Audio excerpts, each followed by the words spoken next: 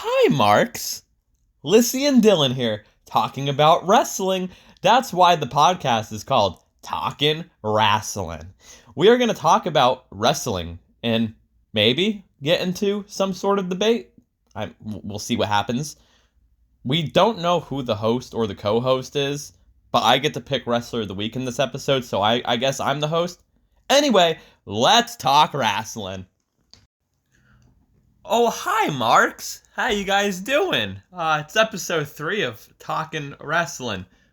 Lyssie, say hi to the people. Hello. Why did you say it like that? I don't know why. I was trying to think of a really cool segue into after the intro is edited just to start this whole journey. I don't know if I'd ever would have considered Tommy Wasu's "Oh hi, Mark" to fall under the cool category. I might have to just, when we edited the intro, I might have to have me do "Oh hi, Marks" instead of "Hello, Marks." Oh no, we're not doing that. We're not doing that. Anyway, episode 3. I can't believe we made it this far already.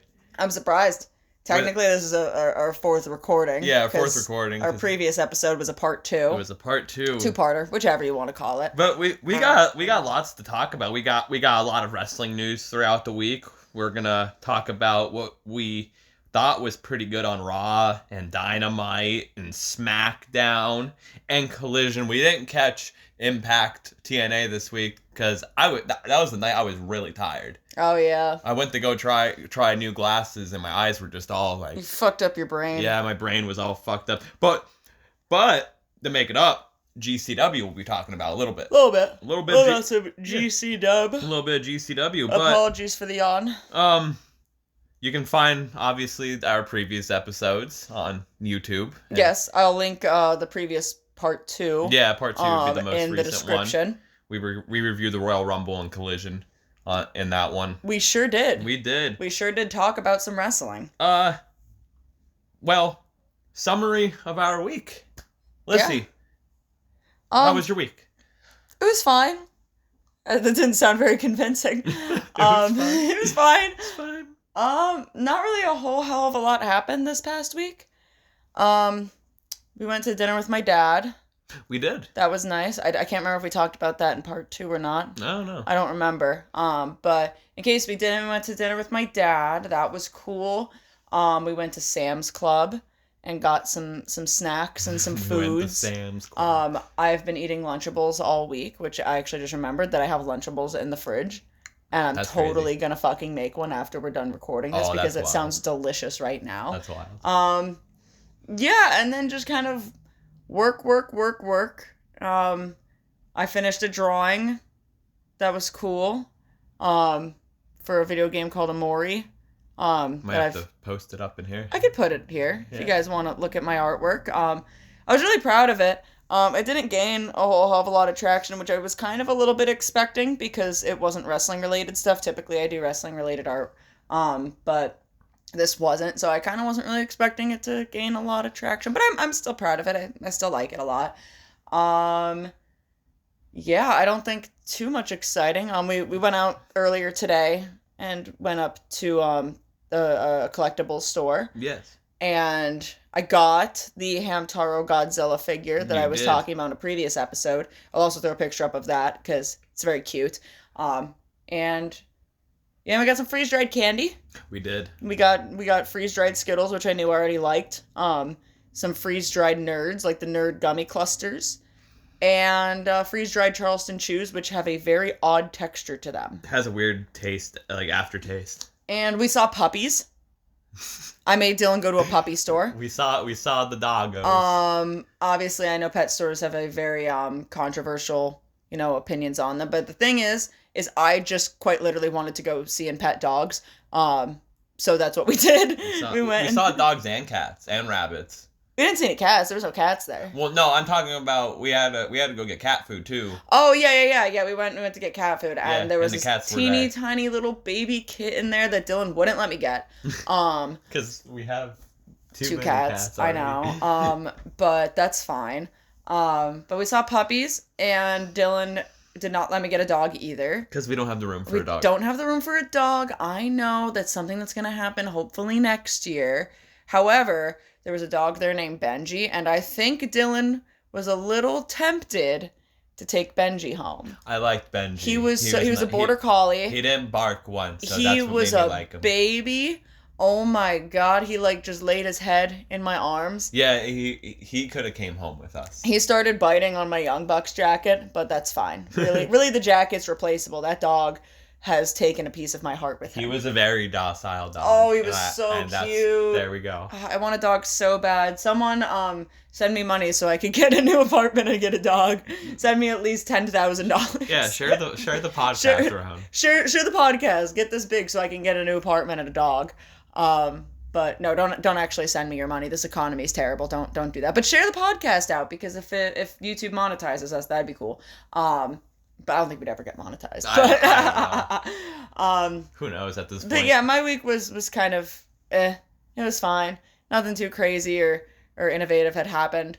What about your week, Dylan? How did your week go? And while you're saying that, can you hand me that monster, because my headache is coming back a little bit. Oh boy.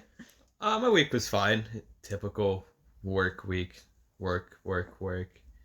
Tired after work. Sleep. Mm-hmm. Fuck up your eyes after work. Well, that was just for one day, because yeah. I had to go try on new glasses and stuff, and yeah, it was nuts. I got a Ken Shamrock figure that came with a UFC bout. That was apparently Bryce's, our friend Bryce. Shout out to Bryce. I got a Kushida, mm-hmm. and I got an Owen Hart mm-hmm. bone cruncher. Yeah. So it was cool. I don't think I got anything else. I bought pants. That's about it. You bought pants. I did buy pants. I needed pants. I still haven't gotten my coffee today. You didn't. I still didn't get my fucking coffee. Yeah, it was packed. Yeah. It was crazy. The line was fucking huge, and we had other shit that we needed to go do, and I just realized now I didn't stop for a coffee on my way home.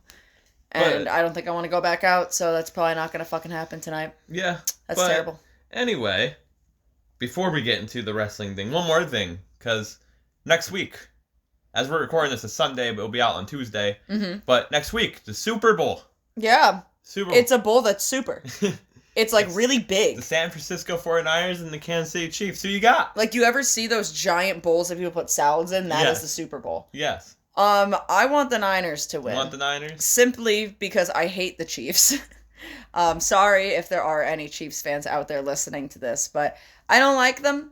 I don't know why I don't like Patrick Mahomes. I still don't think I've actually put like a legit reason, like a genuine reason as to why I don't like him. Just something about him.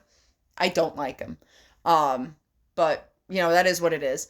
I don't like the Chiefs. I don't. And the Niners, that's fine. They could win. You know, they're a good team. I'm not saying the Chiefs aren't a good team, but you know, I think the Niners are a good enough team to beat them. So hopefully they clench it and take it. Who do you have, Dylan? As a Philadelphia Eagles fan, a fan of Jason Kelce, mm-hmm.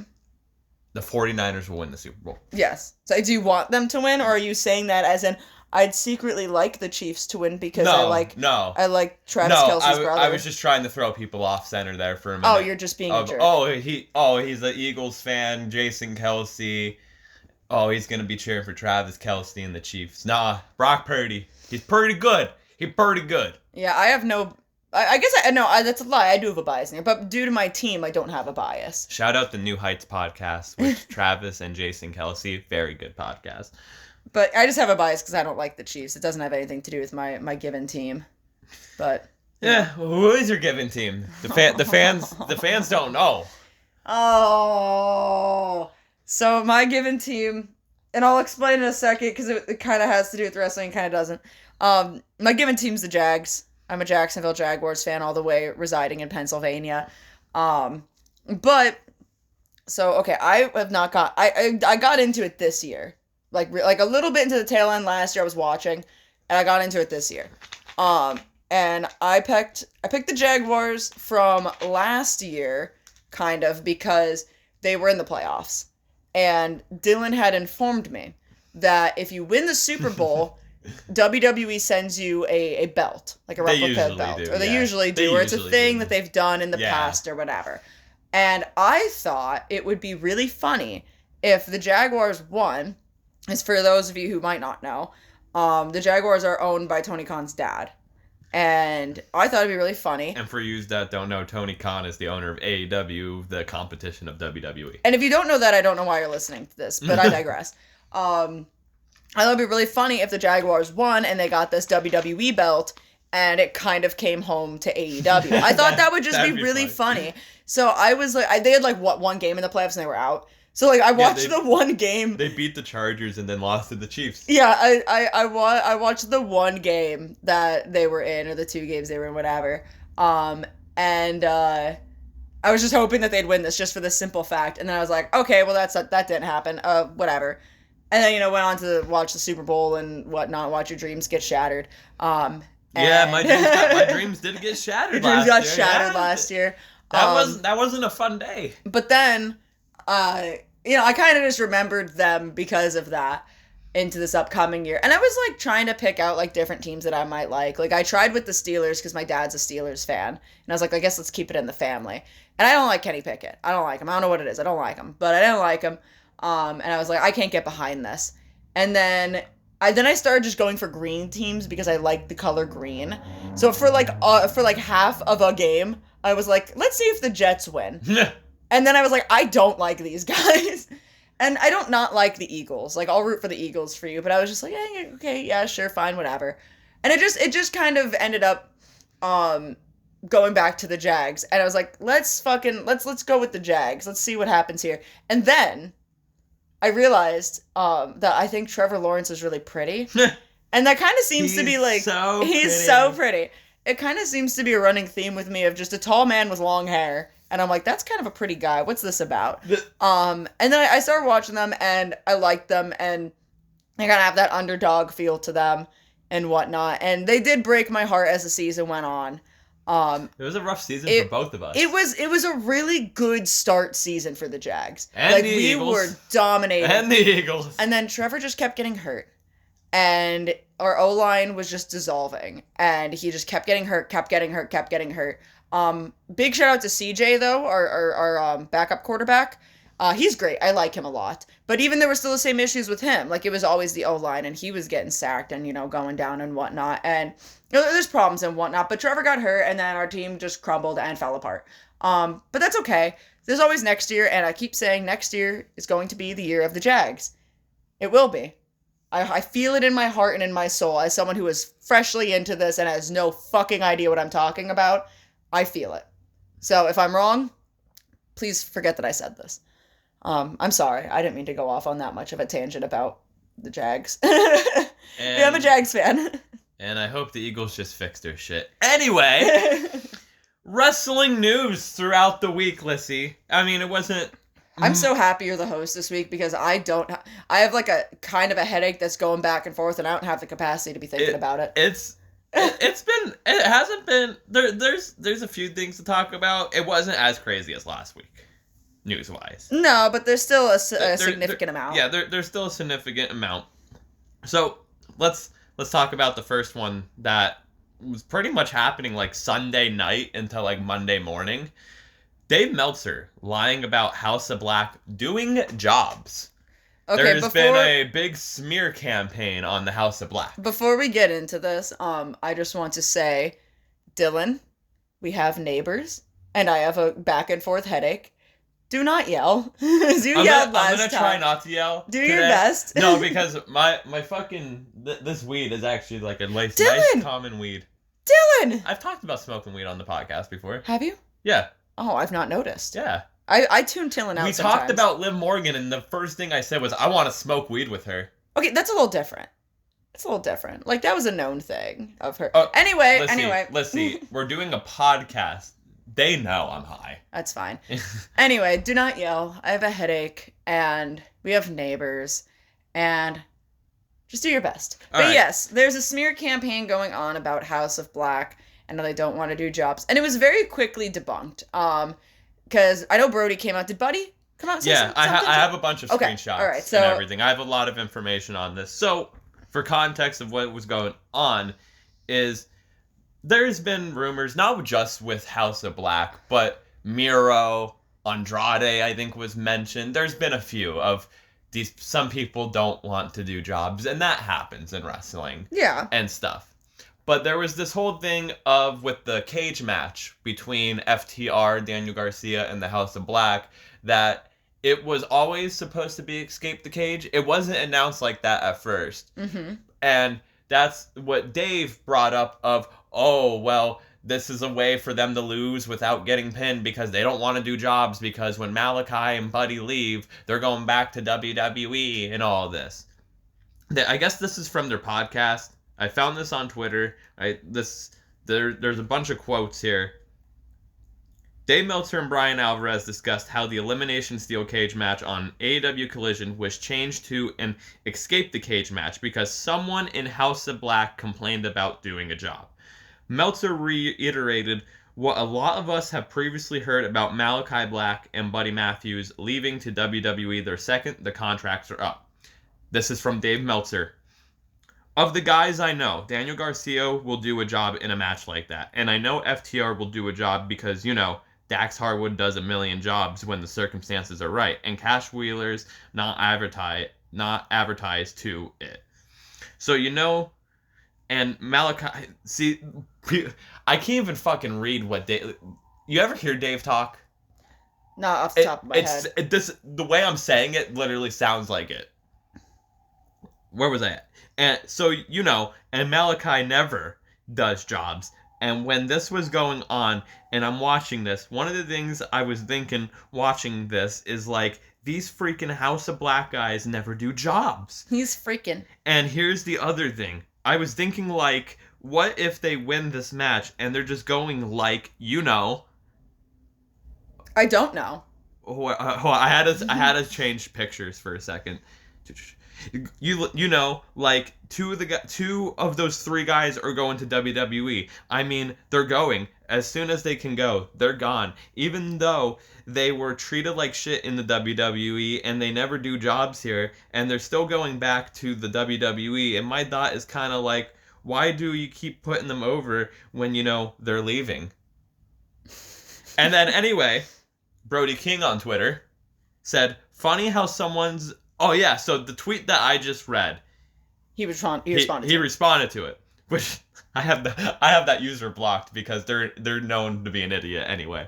Funny how someone's opinion just becomes fact because they've been watching wrestling a long time. The format and stipulation of the cage match was always what it was going to be. It's not our fault the wording on the graphic changed. And then Buddy responded to Brody's tweet with a screenshot from the AEW roster page because it has the records there. For a reporter, he doesn't know much to do any research. LOL. And it reads, Buddy Matthews, House of Black. Singles action. His record. 0-1. Tag team. 0-1. Trios. 1-1. And then you can just think about Malachi. Mm-hmm. He did the job before. Malachi's also not been doing a whole lot of singles. Yeah, and that's been a lot of like, I guess this conspiracy is that's the reason why Malachi doesn't do singles matches because he doesn't want to lose or whatever. But Dave, stop with the smear campaign. Well, here's also one thing that I kind of want to mention because I feel like it's common, if that's the best word to use for it.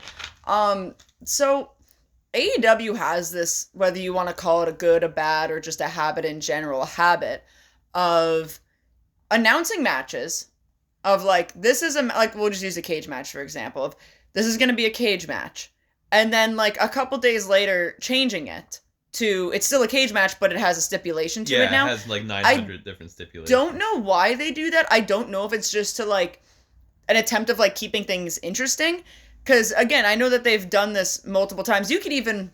Now, this was kind of a little bit more along lines with the story, which we'll also get into a little bit later in this episode. But you could even kind of look at the Hangman and Swerve situation of pick your own match. And then literally, before the bell rang, the match stipulation changed. Because, I mean, that kind of went along with the story. Oh, yeah, because it was just, because at first it was pick your opponent, and then At least Hangman explained it of they kind of was like, oh, you gotta look in between the lines here. It never was just a pick your opponent, it was a pick your match. Yeah. It never said anything about a stipulation. So I forgot about that. Again, that might be a little bit different. But AEW is very well known of announcing a match and then later on something else happens between two parties, and then Tony Khan has now changed the match to make it a no-holds-barred match. A flaming tables match. A street fight. It's very common for this to happen it comes out of random at times. It does. And it's nice when it's I'm sorry to cut you off, but it's nice when they are actually building a story and it calls for it. I think the whole story of Jungle Boy and Luchasaurus was just lock them in a cage so no one else can get involved. Yeah, and I personally don't have really that big of an issue with it. I don't care enough if the stipulation changes in the match and it changes to something a little bit different, but the match is still a thing. I only have this doesn't really matter all that much because typically there's other things that go on into it. But when actual full cards change, I'm kind of damn, because I was looking forward to something. But 9 times out of 10, that's normally some sort of travel issues or something. You know what I mean? Cards are always subject to change. But changing a stipulation is never really throws me for a loop to ever think too much into it. I'm sure in the past situations like that have happened where I'm not saying House of Black did do this whole thing, but I'm sure they've changed the stipulation because someone somewhere had a problem in some company in some place, and they're well, I don't want to do the job, so let's make it this type of a count out. Yeah, or we're changing it to a double count out or something stupid. You know what I mean? You witnessed me change matches on the fly. No, I know, because people were complaining. And that's what I'm saying. I'm not doubting that this thing does happen, but also it's not something that I immediately go to when thinking it. And I don't know, look, if Buddy and Malachi do end up going back to WWE, that's their prerogative. That's whatever. I don't really care enough. I love them, don't get me wrong.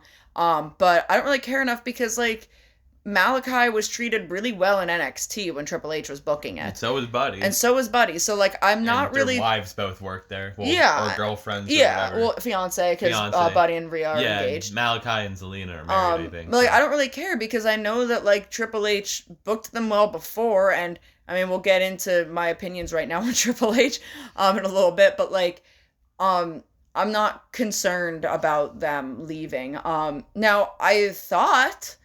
and correct me if I'm wrong, I thought they signed a contract that was 5 years or something. I have no... I thought their contracts were really fucking long. I was under the impression that their contracts were going to expire around the same time as FTR's, and FTR we know signed a 4-year deal. But I could be wrong. I could be very, very, very wrong about this. I thought I heard somewhere, but again, if I'm wrong, please correct me. But yeah, I don't know. I don't really care a whole hell of a lot anymore about what reporters or journalists or anything say, because to me, I would rather sit here and wait till something actually happens to make a decision on it and to form an opinion about it than, oh, well, I heard through the gossip that, which it's always interesting to talk about. I'm never going to sit here and not talk about the gossip. Speaking of, let's go into journalists and gossiping and ruining things for fans. Okay. Journalists spoiling Mercedes Moné debut in AEW because it's pretty much happening according to all these fucking marked journalists. I was going to say, I don't know exactly when you were talking to me about this, that we were going to discuss this. I don't know specifically if there was something you saw that made you want to talk about this, because I said, I think in a previous episode, I've heard that Mercedes and Okada are AEW bound. It just depends on when. And I only ever saw one thing about that. Well, that's what I'm pretty much talking about. Yeah, I haven't seen anything else. It starts with that, and then it keeps going. Oh, because we're blocked by that fucker that keeps reporting it. Oh, okay. We're both blocked by that fucker with the 3 initials. That's a fucking piece of shit. Yeah, I remember. Okay, I don't know. I haven't seen. But I've been seeing people also reposting it and shit and everything, and it's just, and people fucking my side of Twitter, especially because they fucking hate him, and I fucking hate him too, just ripping into him of like, he's such a fucking bozo, like, why are you ruining this? What happened to the good old days when everything can be a fucking surprise? And that's the problem that goes back to a few episodes that I was bitching about, of wrestlers themselves as well need to fucking stop just running to reporters and being fucking children. They just need to grow the fuck up. Yeah, I mean, I'm always one for a surprise. You know what I mean? Like, I'm never gonna be mad about it. I just feel like in this situation with Mercedes, and we could toss Okada in there too. I know we're mainly talking about Mercedes though, but there's kind of been like heavy speculation to begin with, but more so with Mercedes since she left WWE. And then, you know, she appeared over in New Japan. Kind of more when she was in New Japan, it was almost assumed by the wrestling fan base and whatever that she was gonna eventually end up in AEW. Well, yeah, she was at All In. Yeah, so like it was kind of one of those things where it just kind of felt like, yeah, she is gonna show up there, but it was really cool to see her go to New Japan. And I'm always big on like people going to other countries for wrestling and spreading their wings and learning different types of styles and different cultures and whatnot. Because I feel like that's super important. And a lot of the time, WWE kind of blocks that out, of that there's no other type of wrestling aside from the WWE wrestling. You could see that with any sort of like Japanese fucking talent that they really bring in, I feel like, is they just kind of dumb down what Japanese wrestling is and fit it more of like, they make it more Americanized. And they just make fun of it. Yeah, and to me, I feel like it's incredibly fucking disrespectful. Because Japanese wrestling is really fucking important. Yes. And I don't know. I can go on a whole tangent about that. We don't have time for that. That's not what we're talking about. What we're talking about is Mercedes.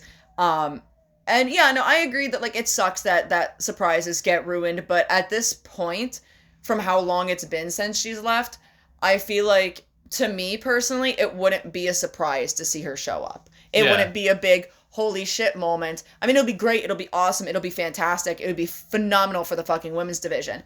But to me, the surprise factor is no longer there. Yeah. At all. Even with Okada, and he just became a free agent. Mm-hmm. There's not going to be a surprise. There would be a surprise if he shows up in WWE. Yeah. That would be more of a what the fuck surprise. Yeah. But a surprise nonetheless. But, I mean, to AEW, it's... people are going to keep reporting and talking about it, and they have been. Like, to me, I not that I don't care, but I'm just so numb to hearing about it that, like, yeah, I know. When is she? Just when now. Just when. But, just when. No, again, I agree. People need to stop running to journalists and stop fucking telling journalists all this fucking shit, because as fans, we don't need to know everything. But if I continued on with my wrestling journey, and, like, a journalist tried to get information out of me, I would just give them some stupid, ridiculous bullshit. I'd be like, I'm not wrestling tonight because I got a fucking tree trunk up my ass earlier and hurt and be out for 9 months. I show up. Oh, yeah. I can't wrestle. I stubbed my toe, and then my cousin's fish died. I'd make up ridiculous shit. Yeah. Hey, is so-and-so winning the belt? Nah, and then, like, pick, like, the local jobber that is, like, super over with everyone. Like, nah, he's winning. The announcer's winning. Yeah, the announcer's winning. Which is a huge swerve that no one's gonna see coming. Just wait for it, dude. And they're just gonna be waiting the whole fucking time. The booker's winning. Winning. Guess what? The booker's winning. You see the fan, like, third row, 2 over from the right? Yeah, they're winning. Anyway. I would like to apologize. Oh, Dylan, fucking say you're sorry. I am I am sorry. I thought CM Punk was working. He was working me. I'll apologize too, because I was also kind of I did say that I thought he was hurt. But then I saw him start working again, and I was just like, okay, yeah, no, maybe I'm just stupid. So I'm also sorry for being stupid, but Dylan really fucking went in on people. I apologize. And I was wrong. A fucking idiot. I'm dumb. Anyway, CM Punk is injured. Of fucking course, you know. Yeah, of course he is. Of fucking course. The CM Punk special, if you will. The Aaron Rodgers of fucking WWE over here. Of wrestling in general. All due respect, Mr. Phil Brooks. and Aaron Rodgers. I have a big problem with CM Punk right now. Oh, man. I have a really fucking big problem with CM Punk. You fucked up, Phil. You fucked up a lot of things that we're going to get into in this podcast. You fucked up everything. So mad at CM Punk right now because of his fucking domino effect. No. No. Jack Perry's I'm mad domino at Jack effect. Perry. I'm not mad at CM Punk. CM Punk, you're off the hook now. I'm mad at Jack Perry. Yeah, Jack Perry put the fucking Rock in WrestleMania. Jack Perry ruined everything for us. You fucking scapegoat. He's just a scapegoat again. Anyway, I'm kidding. I love you, Jack Perry. Anyway, in all seriousness, CM Punk's hurt. We'll go into it in our Raw review. But CM Punk's hurt, injured himself in the Royal Rumble, torn tricep. Again. Gonna miss fucking WrestleMania. CM Punk. Things are getting fucked up. CM Punk, I do love you. I do. As much as I love the Elite, Take and care everyone of wants yourself, to my think guy. that I don't like CM Punk. I love CM Punk. Guy, my dude, my homie, Mr. Pepsi Man. I think it's time you hang it up. Like, I hate to say it. I hate to be that fucking guy. But in the past 3 years of him being back, he's been injured, 3 or 4 times? Yeah. He has been out longer with injury than he has been in the ring. I think it's like 60% of the time he's been injured. Yeah. And I love him. I think he's great. But I think it's time that he stops because clearly the wheels are falling off, my guy. When you first said it, it was fine, but now your 3 out of the 4 wheels are off, dude. You can't, unless you're a wheelbarrow and you have somebody else pushing you, like that. You're getting really close to that. I'm sorry. The thing is, yes, he's getting older. It's given. It's a given. It's a given. It's gonna happen and all that. But I think what he means by when the wheels falling off, I think is like he physically just can't go anymore because he can still go. That's the thing. When he's in there, he can still go. But barely. He was in there with Drew and Cody. I'm just talking about when he's going. I know, but what I'm saying is, like, for when he was going, he wasn't going for very long, and it's not like he's really in there with, like, dangerous people. Well, yeah. You know what I mean? Unless, which, this is speculation, this is just me saying this off the top of my head, this is not a given, proven situation, so please don't think it is. Unless Drew, like, legitimately just fucking hates him and was like, I'm actually gonna hurt this motherfucker. You see that he's trolling on Twitter? Oh my god, I love him so much. Great. I love him so much. Which I doubt is the case. So, I mean... I think it's just the way Punk went down, it happens. Maybe, but it's been happening too often. And, you know, I just don't see this going well for him, man. You know what I mean? Take your time, he can come back. I think I think he rushed the first time back because of Collision, all of that. I think there was a rush. I think there was a little rush. So, take your time. Your WrestleMania main event's gonna be there. Hopefully. Maybe. Hopefully. Anyway, we're not gonna try to go really deep into this because we already went deep into this the past 2 episodes. We don't want to have this be a common theme on the podcast, just in case it triggers people. But John Laurinaitis is supposedly a victim. Mm-hmm. And I have a screenshot from what was being reported. I hate him.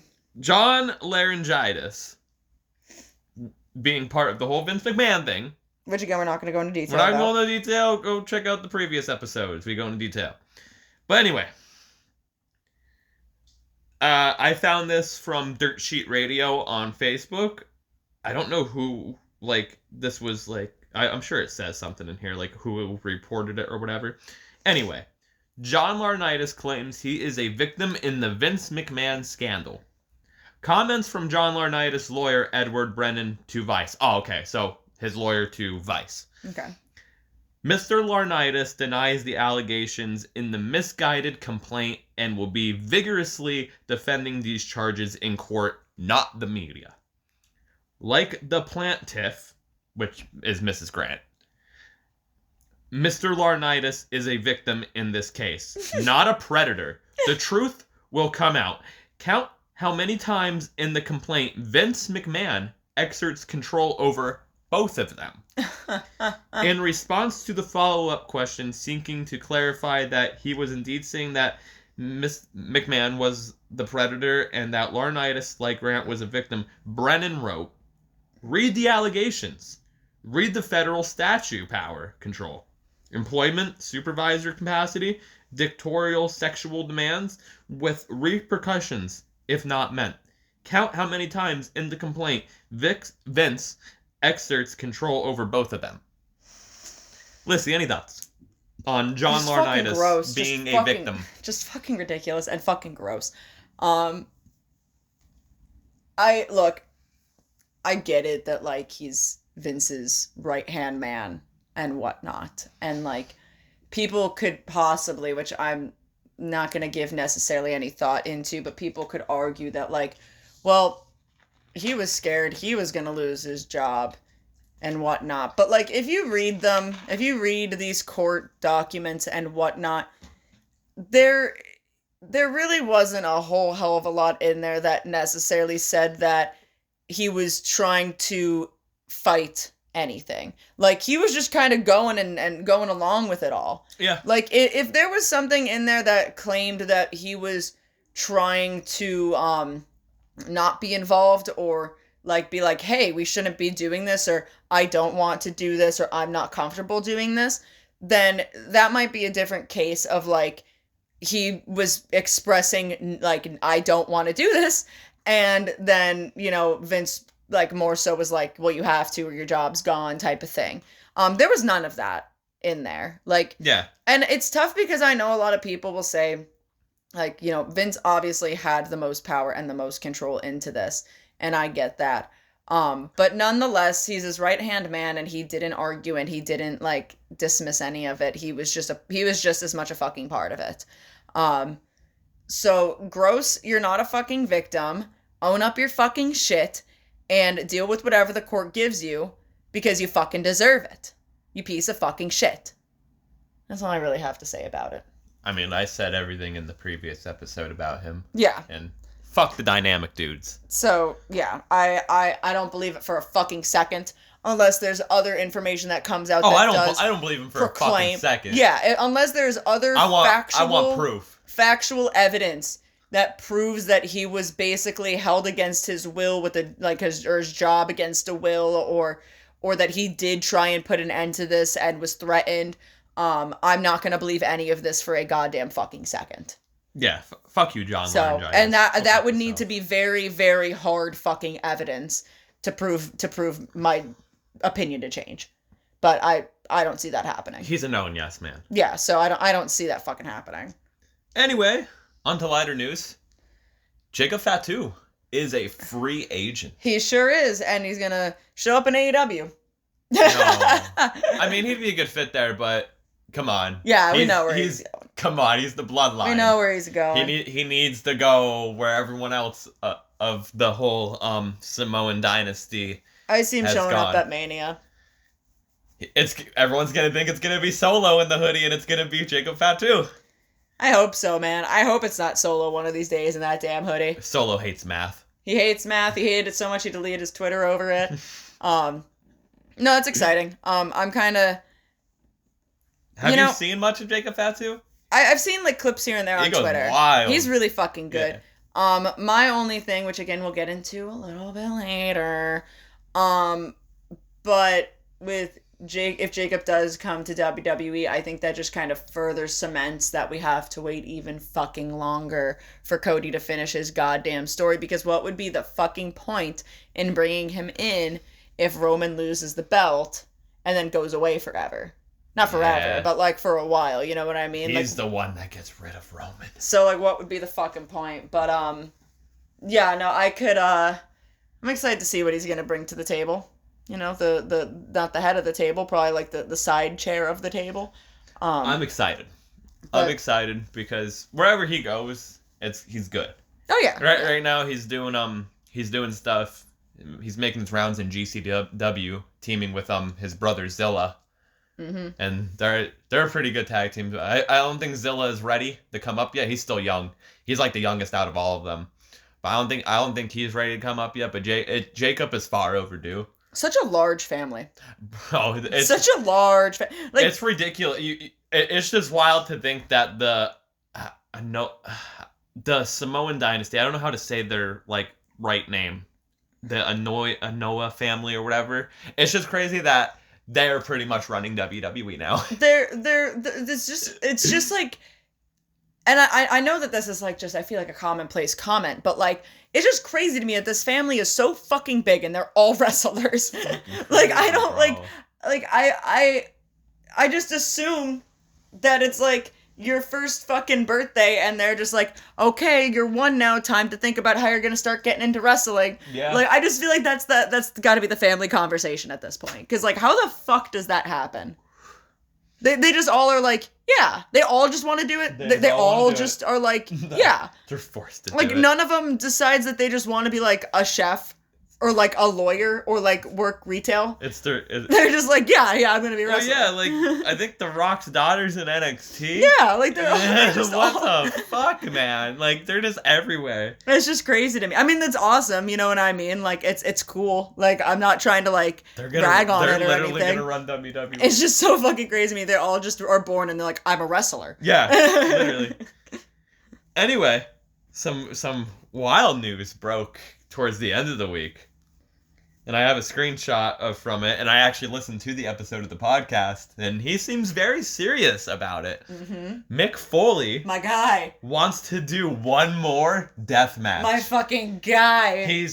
Let's read this screenshot because he explains it very well. Let me just tell you guys about how much I fucking love Mick Foley. Yes. I love Mick Foley so much. I have a portrait of him tattooed on my leg. That man is everything that I love in life. He is everything that I stand for in life. He is. Oh my god, one of these days, hopefully this doesn't give away our location too much, but we do live within a drivable distance to this place called Knoebels. There you go, yeah. That Mick Foley absolutely loves, and I think he goes there twice a year. And I'm hoping one day I am at Knoebels, and I have shorts on, because it's on my thigh, and I happen to see him, and don't interrupt his day too much, to show him my tattoo. That's quite literally it. Like, I don't want to bother him too much, especially if it's with his family. But I just hope that one day that happens. And, you know, I don't know, maybe one day I'll be in line behind him at a ride and we can go on the train together or something.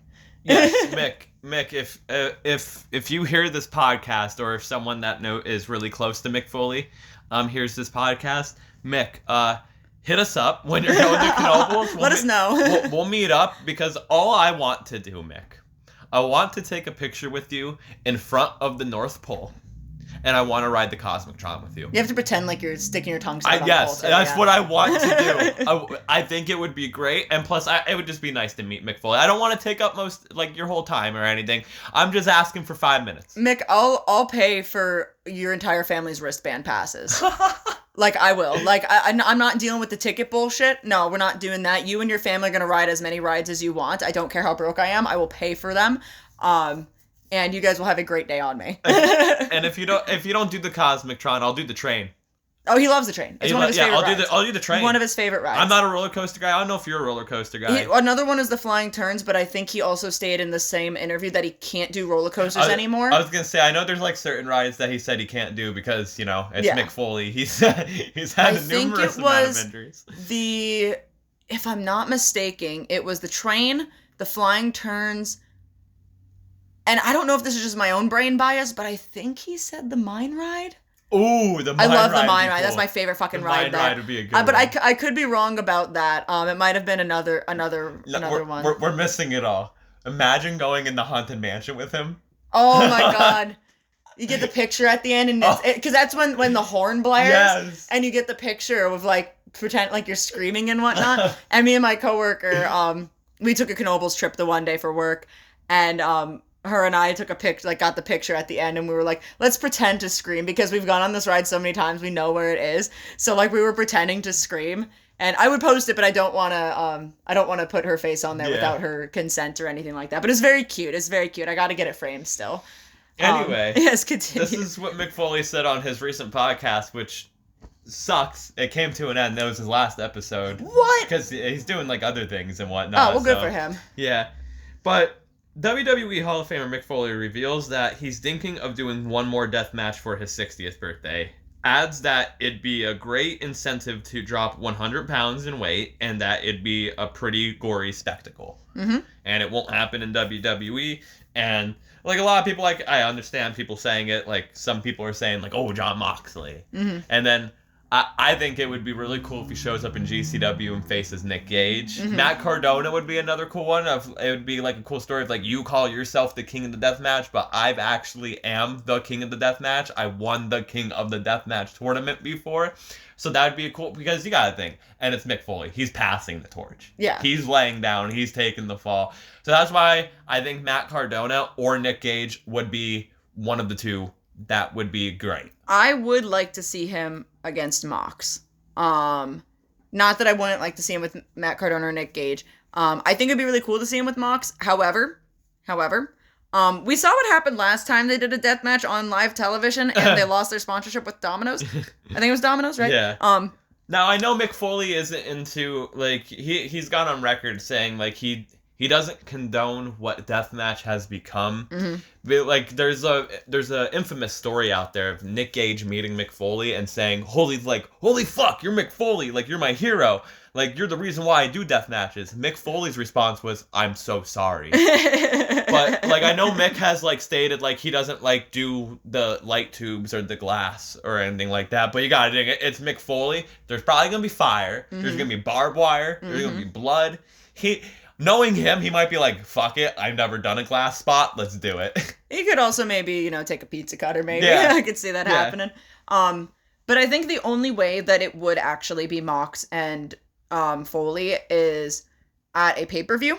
Yeah. Because then they could definitely get away with a lot fucking more on pay-per-views. And now granted, I think that would actually benefit AEW a lot with pay-per-view sales. I think getting Mick Foley on the card, people would love to see it. People would love to see it. People would be really excited to not only see Mick Foley wrestle, but to see his final match as a death match on a pay-per-view. That would do fantastic business-wise for AEW. I just don't know. Even if he did it in GCW, that would help out GCW. That would help out GCW a lot. Yeah. A lot. And I think GCW, they can just clearly get away with a lot fucking more. Yeah, they'd be able to do so much. They'd be able to do so much more. I think GCW would be the better place for him to do it. It would be really cool to see him with Nick Gage. And then we would buy tickets because hopefully it happens on the East Coast. Yeah, right. Hopefully it happens on the East Coast and I could be there for it. And then maybe that's how I meet Mick Foley. Maybe it's not Knobles. Hopefully they do it at the Showboat in Atlantic City or something. Oh, no, not Atlantic City. No. Oh, no, the Showboat's fine. No. The Showboat's fine. I fucking hate Atlantic City. We're not going there for like 3 days. I don't care. This time. I don't care. I hate driving to Atlantic City. That was bad. I hate being in it.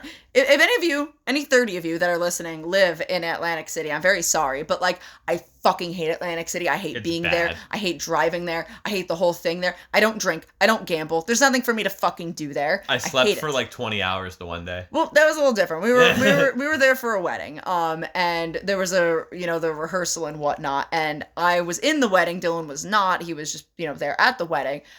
So I was like, all right, Dylan, I'm going, bye. And then it was raining. He slept oh my God. It was pouring down rain. That was the worst fucking decision I ever made. You didn't take your car, right? So you didn't drive, you walked. I didn't take my car because we were broke because we spent all of our money on the hotel. Yeah. And I would have had to pay to park at the hotel that my friends were at for the wedding. So now granted, it was like maybe a 10-minute drive at most. But you were able to get there on the boardwalk. And I think I walked about 30 to 45 minutes alone in the pouring rain on the fucking boardwalk. Cause I was like, I don't know if anyone could actually give me a ride and come get me. So I'm just gonna walk. But I did end up getting a ride home. So that was nice. Yeah. But I was soaked for like 90% of the day, dude. It was awful. And I didn't want to be driving your car because we took your car in Atlantic City because I don't know where the fuck I'm going. Yeah. And I remember before it started raining, I did take like a gander. Like I started walking a little bit and was like, there's literally nothing here. Mm-hmm. Like there's nothing to do. The only thing I do regret about going to like the boardwalk of Atlantic City and not going to is there was again, we were broke. So it didn't really matter. but there was a massive Nike store there. Yeah. There was a huge Nike store there. Well, yeah, I that's where I ended up, and Yeah. I was like, this is like the only place that's here worth going in. And I was like, man, I would have loved to go to that fucking store and just spend all my money, but I had to spend all my money on the fucking hotel. I remember the night that we got there, we went to like the nearest like Target and Walmart just to see if there was figures. Yeah, always. But what was I gonna say? We were talking about Mick Foley, and I just started talking about how much I hate Atlantic City. Speaking of Mick Foley, there was a lot of like chatter on my side of Twitter, at least. You haven't seen the match yet. No. I've seen it. It's not the greatest fucking thing. It's a clash of styles. I didn't even know that this match was a thing. But there was a video surfacing of a highlight video surfacing on Twitter of a match between Kawada and Cactus Jack from Hustle 3 from May 8th, 2004 for the All Japan Triple Crown title match. And let me tell you, it's a clash of styles because how much of Kawada have you seen? You haven't really seen Kawada. I don't think a whole hell of a lot, no. Kawada's the guy that wears the black and yellow gear like Eddie Kingston. Oh, okay. In Japan, in All Japan and all of that. I actually just shared the Eddie Kingston did a recreation photo, so yeah. But I didn't know that match happened. I just thought it'd be worth talking about it. Yeah, I haven't seen it, so I don't have much to say about it. You can check it out on YouTube. Hold on a second here. You can check it out on YouTube at NFS Media, or just type in Kawada versus Cactus Jack, and it's 16 minutes 25 seconds, the video. It's a pretty fun match, but it's not the greatest of all, but it's a clash of styles. What do you think of, like, speaking of Mick Foley, he's not the wrestler of the week, which is kind of crazy. Yeah. That he's not the wrestler of the week because we're talking about him. But, like, your opinions on Mick Foley. Like, give me your opinions on Mankind, Cactus Jack, Dude Love, Mick Foley. First of all, what the fuck do you mean my opinion? I have a tattoo of him. I love him. I love it. What's your favorite face of Foley? Cactus Jack. Cactus Jack? Cactus Jack, Mine's hands Dude down. Love. That makes a lot of sense. I love Dude Love. Here, let's do a ranking. Faces of Foley. For me, Dude Love, Cactus Jack, Mankind. Cactus Jack, Mankind, Dude Love. Okay. But, like, it's tough because I love them all so much. I'm posting a picture of my tattoo because I've talked about it. Why Here's a picture of my tattoo.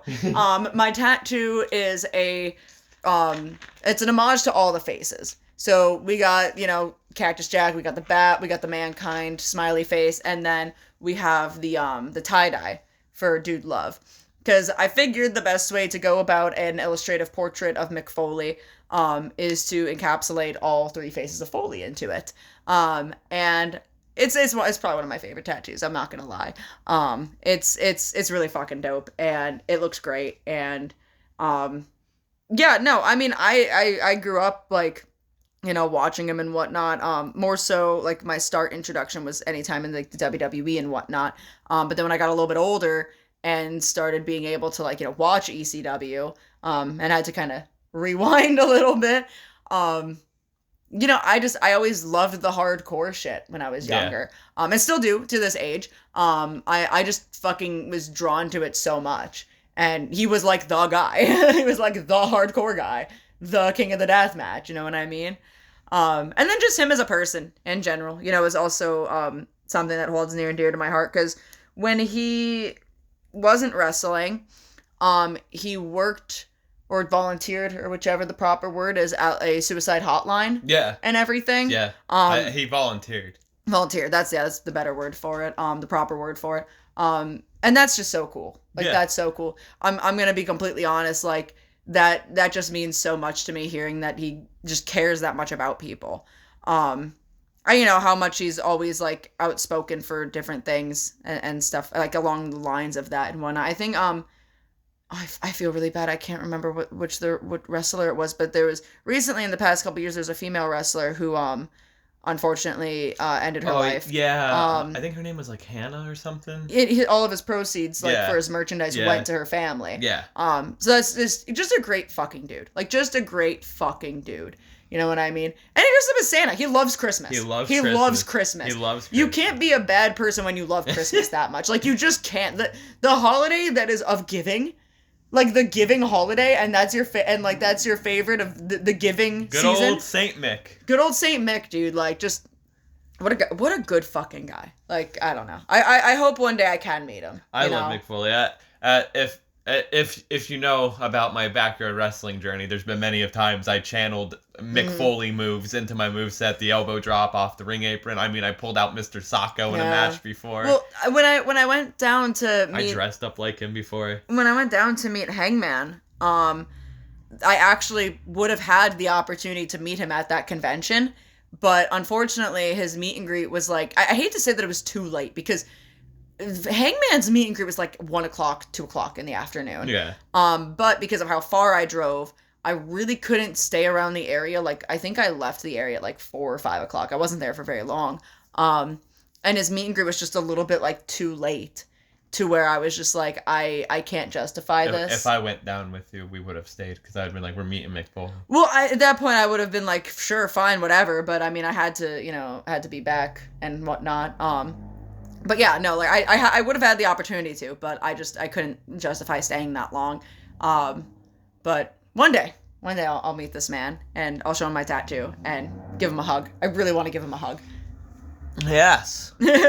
Anyway, let's get into what we watched on the wrestling networks, channels, companies. We're just getting into this now, and I'm still thinking about that Lunchable. I'm really thinking about that fucking Lunchable. Anyway, let's talk about what we saw on Monday Night Raw, what stuck out to us on Monday Night Raw. Bunch of bullshit. No, that was SmackDown. No, it's still 3 hours of bullshit. Well, we're not reviewing the whole 3 hours. I know. Anyway, let's start it off. Pat McAfee and Michael Cole are the new Monday Night Raw announce team. Okay, I lied. It wasn't a bunch of bullshit. And no, this episode of Raw was actually pretty good. It was a fine episode. Yay, let's go. Yay, let's go. I wonder if he is going to go back to college football, though. He probably will. So that's going to kind of be a little... We'll find out. Heartbreaking. We'll find out. But the thing is, I know he's had a lot of problems with ESPN. So, yeah. Who knows? But that's great. You can't censor Pat McAfee. You could try. But, no, I mean, that, honestly, like, hearing Pat McAfee being back as a commentator until further notice, essentially. Thank God it's not Kevin Patrick. Yeah, I do not like Kevin Patrick. But honestly makes it a little bit more watchable for me. Yes. And it doesn't even necessarily have to do with just like, because I didn't like Kevin Patrick as a commentator or anything. But Pat has energy. They're so good together. Like they're just Pat and Michael are great. Yeah. Like I fucking love Pat McAfee. So that makes me feel a lot happier for Raw. Yes. I'm hyped. Yes. I'm hyped. Let's go. That segues into the CM Punk and Drew McIntyre segment. CM Punk coming out. Now it cut a babyface fucking promo. Honestly, it was the same fucking promo with his fucking foot broke, dude. Like it was, but since being back in WWE, probably his best promo. I wouldn't say that. It was really good. He's injured. Sucks. It's really good. He's injured. And then Drew McIntyre came out, and goddamn, he got some serious heat. Drew McIntyre, what a baby girl. What a fucking baby girl, man. I hope and prayed this happened to you. I've become a spiritual man. I prayed for this. Dude. Fuck. I ascended. My spirit came out of my body, and I was also became a spiritual man. I ascended to Jesus Christ himself and gave him a forehead kiss. My God. That was so fucking good. And then he sent me back down to hell, and now here I am. And then he beat him up. And then El Generico came and saved them. Like, saved CM Punk. El Generico. What the fuck? Oh, I don't know. No, El Generico is still fucking helping orphans and shit. He was helping that orphan with one arm. Oh, God. Man, I don't know. I wouldn't say that was Punk's best promo. It was one of his best I mean, it was like literally rinse and repeat of the broken foot one. Yeah, like but since being back in WWE, probably his best one because like everyone was kind of like hanging on every word. Where it's like, oh fuck, like what's happening? Dude, I don't know. Again, I think it's time he hangs it up. And I hate to say it, I'm not trying to be like a hater or an elite stan about the whole thing. But it's just gotten to the point where it's like rooting for Punk is just consistent heartbreak. And I'm tired of it. And again, I love him and I wish he wasn't so injury prone, but unfortunately he has become injury prone. And I'm tired of it. I'm tired of seeing him get hurt. I'm more concerned about his well-being than anything else. And if this is going to continue happening and he's just going to continue coming back from injury and then getting injured again, like in quick succession, like, it has nothing to do with, wrestlers just getting injured to begin with, because unfortunately that's a given that's going to happen. But like, in the rapid succession of it, it's concerning, and I'm just kind of over seeing him hurt himself. You know what I mean? Like, I want him to hang it up because I want him to be able to ride out the rest of his life comfortably and happy. So, but he's a stubborn man, so, He is a stubborn man, and a good thing out of this, possibly, is Drew's contract is supposedly up. That makes me wonder, is he going to resign? Because they pretty much set up, like, what CM Punk's going to be doing when he comes back, and that's going after Drew. Yeah. So that makes me think, like, oh, like, so that seems like they might have, like, a long-term plan in place for Drew. But also getting into long-term plans later on of how they just fuck all that up. We never know. Yeah, seriously. And honestly, I mean, I don't know. I don't know if Drew's... I don't really see a reason why he wouldn't. Because they are pushing him pretty well. Yeah. You know what I mean? But I don't know. Who knows? Again, he could actually legitimately not like Punk and have been like legitimately mad that he came in and been like, you know what? No, I don't care. He'd be like, you know what? You want to come for me? How about you jump over the fucking fence again and hop on over to AEW and we'll fight here, you little bitch. God damn. Anyway, let's talk about a match that was actually really fucking good on Raw. Mm-hmm. The Judgment Day versus DIY in a tag team match, and I wrote down, if this is what Raw will be like on Netflix with no commercials, because it was commercial free, then as Pat McAfee theme says, let's go! Because it was a really good match. Yeah, they really popped their pussy on that one. They did. They really put their whole fucking pussy into it. And honestly, I hope that that's kind of like what is like a sneak preview of what to be expected with Raw and Netflix. Because when Raw doesn't have an asinine amount of commercials interrupting everything that makes me go on my phone and lose my fucking concentration as to the product, I do enjoy it a lot more. Like, it kind of, to me, it makes them like, it makes them required to keep people invested. They went like, what, 15, 20 minutes? And like, that's the thing, like commercial breaks, it's like rest hold. Yeah, and like they just kept going. It makes them actually like force themselves to put their fucking pussy into the product. You know what I mean? Yes. Like, and that's what I want. Like, I don't want this like half-assed, boring-ass fucking match that's riddled with fucking commercials. Like, because again, it gets boring, I get uninterested in it, I get distracted by something else, and then I like tune into the match for a little bit, and then it's at a commercial again, and I'm like, alright, I'm over it. Like, I don't care anymore. You're not roping me into this shit. So, I mean, I hope, but yeah, it was a really good match, and they had me there for a bit that they were actually going to put the titles on DIY. I thought. I was really hyped about this match. It was a really good match. Also, I just want to make a note that I always mention every single time I see him. The way that Damian Priest, like, wears his belts is so fucking cool. Like, he has the one around his waist, and then the one, like, hooked off to the side of his waist. Like, it's, like, dangling on the side, and it just looks really cool. Like, that's so cool. I love that shit. But yeah, that's really all I have to say about that. Then, going into the last thing that stuck out to us on Raw, the Cody Rhodes and Seth Rollins segment. Now, I wrote this on Monday, before Friday Night SmackDown. I have this in parentheses next to my notes here.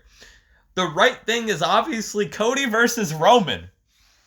But man, Seth is going. Because Seth pretty much tried to bury Roman Reigns. He tried to bury the WWE title. He literally just came out there and slutted himself out for Cody Rhodes to lose to a fourth time. Yeah. Would it be too much for me to again say that he put his whole pussy into the promo? He did. He did. He tried. I don't know why. That's the only thing I can think of right now is he put his whole fucking pussy into that shit. No, that was one of Seth's best promos in a long fucking time. It was a good promo. Insane. That's the thing. It was a good promo. He really made himself look like $100,000,000 fucking dollars. Like he really. Well, I wouldn't say that, but no, I'm serious. I think Seth really put himself out there and really made himself look like I am the most prestigious thing in this company. Were you buying what he was selling? I was buying it, and then I was also putting 2 more copies on layaway. I was stocking the fuck up on it. I wasn't buying what he was selling, but at the same time, I understood what he was trying to do, and, well, Seth... We'll get into the Friday Night SmackDown later on. Seth made himself look like he was a Gordon Ramsay beef Wellington on a silver platter presented to the Pope. That is what he fucking looked like. And dude, I'm sorry. Look, when I have a headache, man, shit just fucking happens in my brain, okay? And I'm doing my best right now. But, he really fucking made himself look like that fucking medium rare, delectable dinner entree. And I was ready to fucking... Medium rare, delectable... Can we call that... Can that be the title of the episode? Dude, Medium rare, delectable I was entree. gobbling that shit fucking up, and I was ready to open my wallet for 2nd, 3rd, 4th, and 5th fucking plate, my guy. I don't know. How do you spell delectable? Delectable? Yeah. Delectable? Delectable. Did you say delectable? Look, how do you spell the fucking D word? I don't know.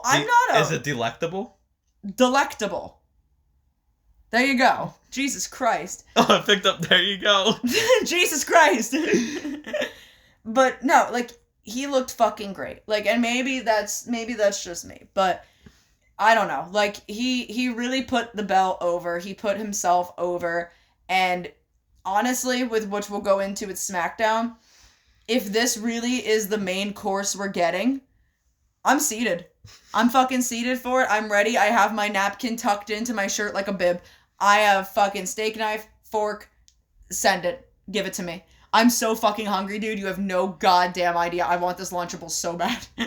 So bad. And right now, to me, Seth looks like a Lunchable. You know what the funny thing is? We could technically fucking pause what we're doing. It's fine, man. I'm in the zone right now, but I'm not gonna be an asshole and eat on podcasts. I'm just saying, we can pause. You can eat. It's fine. No, we're going. Okay. We're going. I'm in the zone. Anyway. But yeah, no, we'll get into it a little bit more. But it was a really, really, really good segment, and I feel like what with again going to on SmackDown. With what Seth and Cody did, they really put a good foundation there for what could have happened, what could happen, and then it just got fucked up. They had it here, and then it just got cheapened. But anyway, with that being said, let's take it on to the next topic. Let's go to Wednesday. Can you hand me my fucking Monster, man? I shouldn't. So bad. I almost was gonna sing the song, but I shouldn't sing that song just in case we get copyright. Wednesday night, get to stay up late. All right, it's time for Wednesday Night Dynamite. I love Kenny. I really love Kenny. Kenny wasn't on this episode. We only got 2 matches to talk about that stuck out to us on Dynamite. I hope Kenny's tummy problems are okay. Yes, we hope Kenny's okay. We had 2 random matches. Really random fucking matches. Sure. Jeff Hardy versus Jon Moxley. What's your thoughts? It was fine. I'm happy that Jeff is getting his little singles push. And he is, going over onto Dynamite now as he needs to pay off his fines to Danielson, so they have to up his paycheck. Jeff Hardy can still go. How funny would that be if quite literally the reason they put him on Dynamite is because he got so many fines and he was like, dude, I actually can't pay for this. You're not paying me enough. And they're like, shit, we have to up your pay raise for a minute. And they just put him on Dynamite anyway. Did Jon Moxley bleed in this match? I don't remember. I don't think so. I don't think so. So that's cool. He didn't bleed. It's still weird that he wears kick pads. Jeff can still go. And that's great. And it was a good match. It was fun. I don't know why it happened, really. I'm sure there was something. Well, no, it was because it needed to happen because this is how they started the CMLL feud. Because the CMLL guys were sitting ringside and Moxley got mad at them. And then they attacked John Moxley. The luchadors are heels. That's right. It's crazy that the lucha guys are heels. Yeah, but no, I mean, again, I like how Jeff flipped off Moxley with his hand signal. What do you think about Jeff Hardy going potentially heel? That's what I want to talk about. Awesome, because it works, again, because he's been bitching on the social media about being stuck on Rampage and how he deserves the spotlight. And now he's getting that spotlight, but he's losing, and he's kind of, being a little pretentious about it. Again, flipping people off with his hand sign, because he didn't use it. He did not flip somebody off with his middle finger. He did this. He did the hand sign. He did the arm meets like the arm thing, and yeah. Like, what? Okay. But no, I like it. It's been a long time since we've had a heel Jeff Hardy. Want to hear a controversial take from me? Heel Jeff Hardy. My favorite version of Jeff Hardy when he was a heel in TNA, the Antichrist of wrestling. I get that. I loved it. It was different, especially as a Jeff Hardy mark as like a kid. Mm-hmm. It was different. I understand. It led him down to a dark path with the whole Sting thing and whatnot. I understand that, but it was different. It was cool. I liked it. It worked. Do it again. I'm excited. Again, it's been a very long time since we've seen a heel Jeff Hardy. Yes. So I'm excited. And I hope that they just do it right. That's really it, is I hope it's done right. Another thing that was speaking of exciting. Wow, that was a bad transition. Speaking of exciting. So bad at this. I know, I'm horrible. Speaking of exciting and stuff, Swerve versus the whole fucking show, Rob Van Dam. Let's take a hit of weed as you talk about this match, Lyssie. So I'm going to rope back around to what I was saying a little bit earlier about changing match types. This was done super well because this was the match that Hangman, my cowboy, what? No, What did you do? How do you fuck up weed? No. So you see how small this little plug thing is? That was in the little thing, and so I had it in the cart, right? You pulled out its butt plug. Yeah, I had the butt plug in the thing. And I went to go turn it, but it's so small that it was able to sit in there, and I went to go hit it, and I just thought my pen was dead. Benjamin. Yeah, my Benjamin. No, but I didn't. But anyway, so this was a part of the Hangman picked Swerve's opponent. And, RVD comes out to Pantera, and everyone's fucking losing their mind because there's Mr. RVD himself. And then, right before the match starts, on the screen is the beautiful cowboy. And he's like, hey, Swerve, you dumb son of a bitch.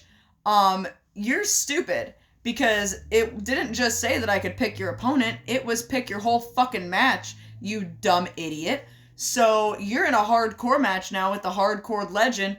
Good luck, sweetie pie. Okay, love you, bye. And then Swerve got hit in the face with a chair. Which was fucking hilarious. I don't know why. Every time that fucking happens, I laugh. Like, Great. It's so fucking funny to me. But no, that was super cool. And again, I love Swerve, and obviously I love RVD, and huge fucking moment for Swerve to share the ring with a hardcore legend in a hardcore match. Yes. With RVD. Like, that's fucking awesome, and I'm so happy for him that he got to do that. And again, great match, fun match. RVD's always still got it. He doesn't never not have it. He can still go. He can still fucking go. And I like having RVD as like these kind of like special attractions type of things. You know what I mean? It. Like, it doesn't need to be signed, doesn't need to be there all the time. But just having him show up is always fun. Have him come in, elevate someone. Yeah. Go away for a few months, come and cool. Like, they're gonna put him in a hardcore match because ECW, Tony Khan's in ECW. Mark, I'd do the same fucking thing. Oh god, yeah. And of course Swerve won. He gets RVD gets to do RVD gets to come and do his greatest hit, so everyone wants to see him do the throw the chair, kick it, the Van Terminator, all that. Man, he needs to hit the Van Terminator. Yeah. Dude, I love seeing him. And again, Swerve won. Great win for Swerve. So yeah, I mean, it was fun. It was good. And I'll never not love Swerve, and I hope and pray that he is the next AEW World Champion. Yes.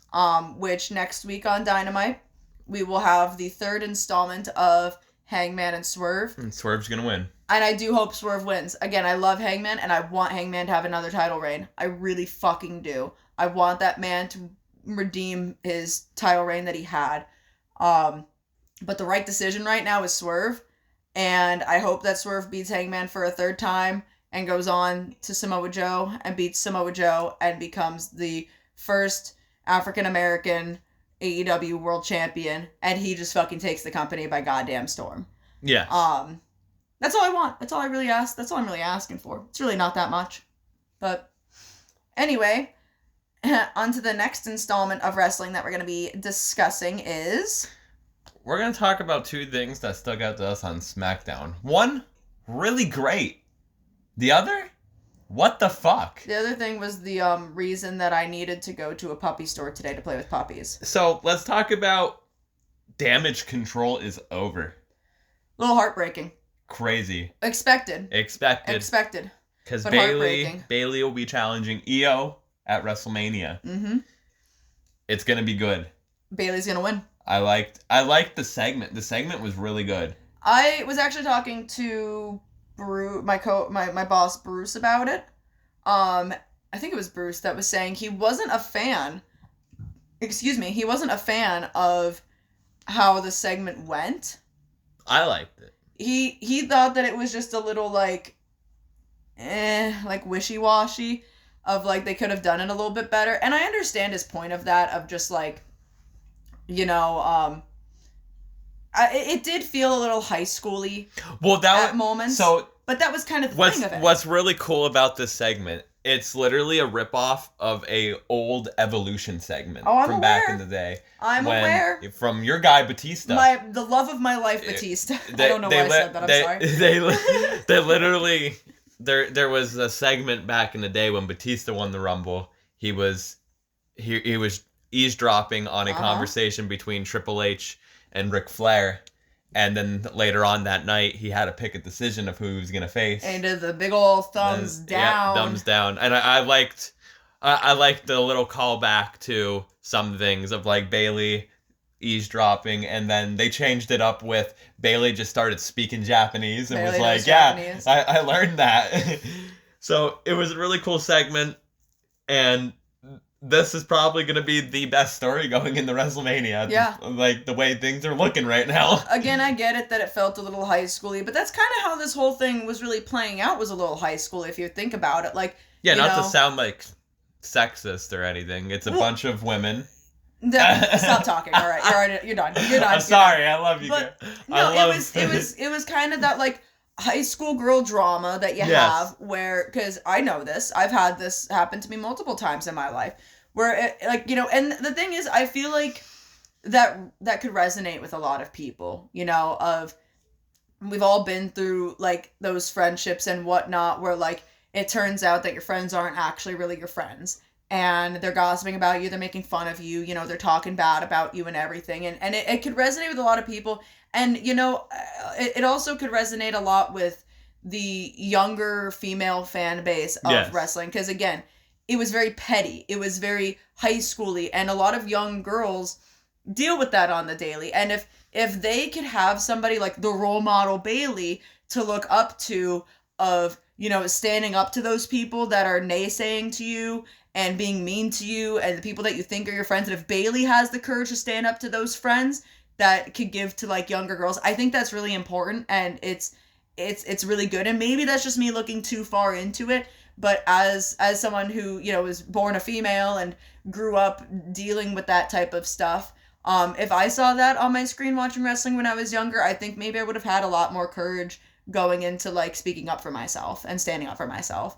So again, maybe that's just a little bit too sentimental, but I liked it. I liked it a lot. I feel like it gave a lot of depth to it. So this is the WWE equivalent of Nick at Night show of there is something wrong. There is a lesson to be learned here. This is the equivalent of me at 3 a.m. watching George Lopez when I should be sleeping. This whole Damage Control story is a George Lopez episode. Sure, yeah, why not? I just always think about Mr. Lopez. This also feels like a George Lopez episode, this segment. No, it's a Jerry Springer fucking segment. What the fuck are you talking about? Who's your daddy? Who's your WrestleMania opponent, Roman? We got Roman, the Cody, and we can't say his name because it's copyrighted, so we're just going to say Dwayne Johnson.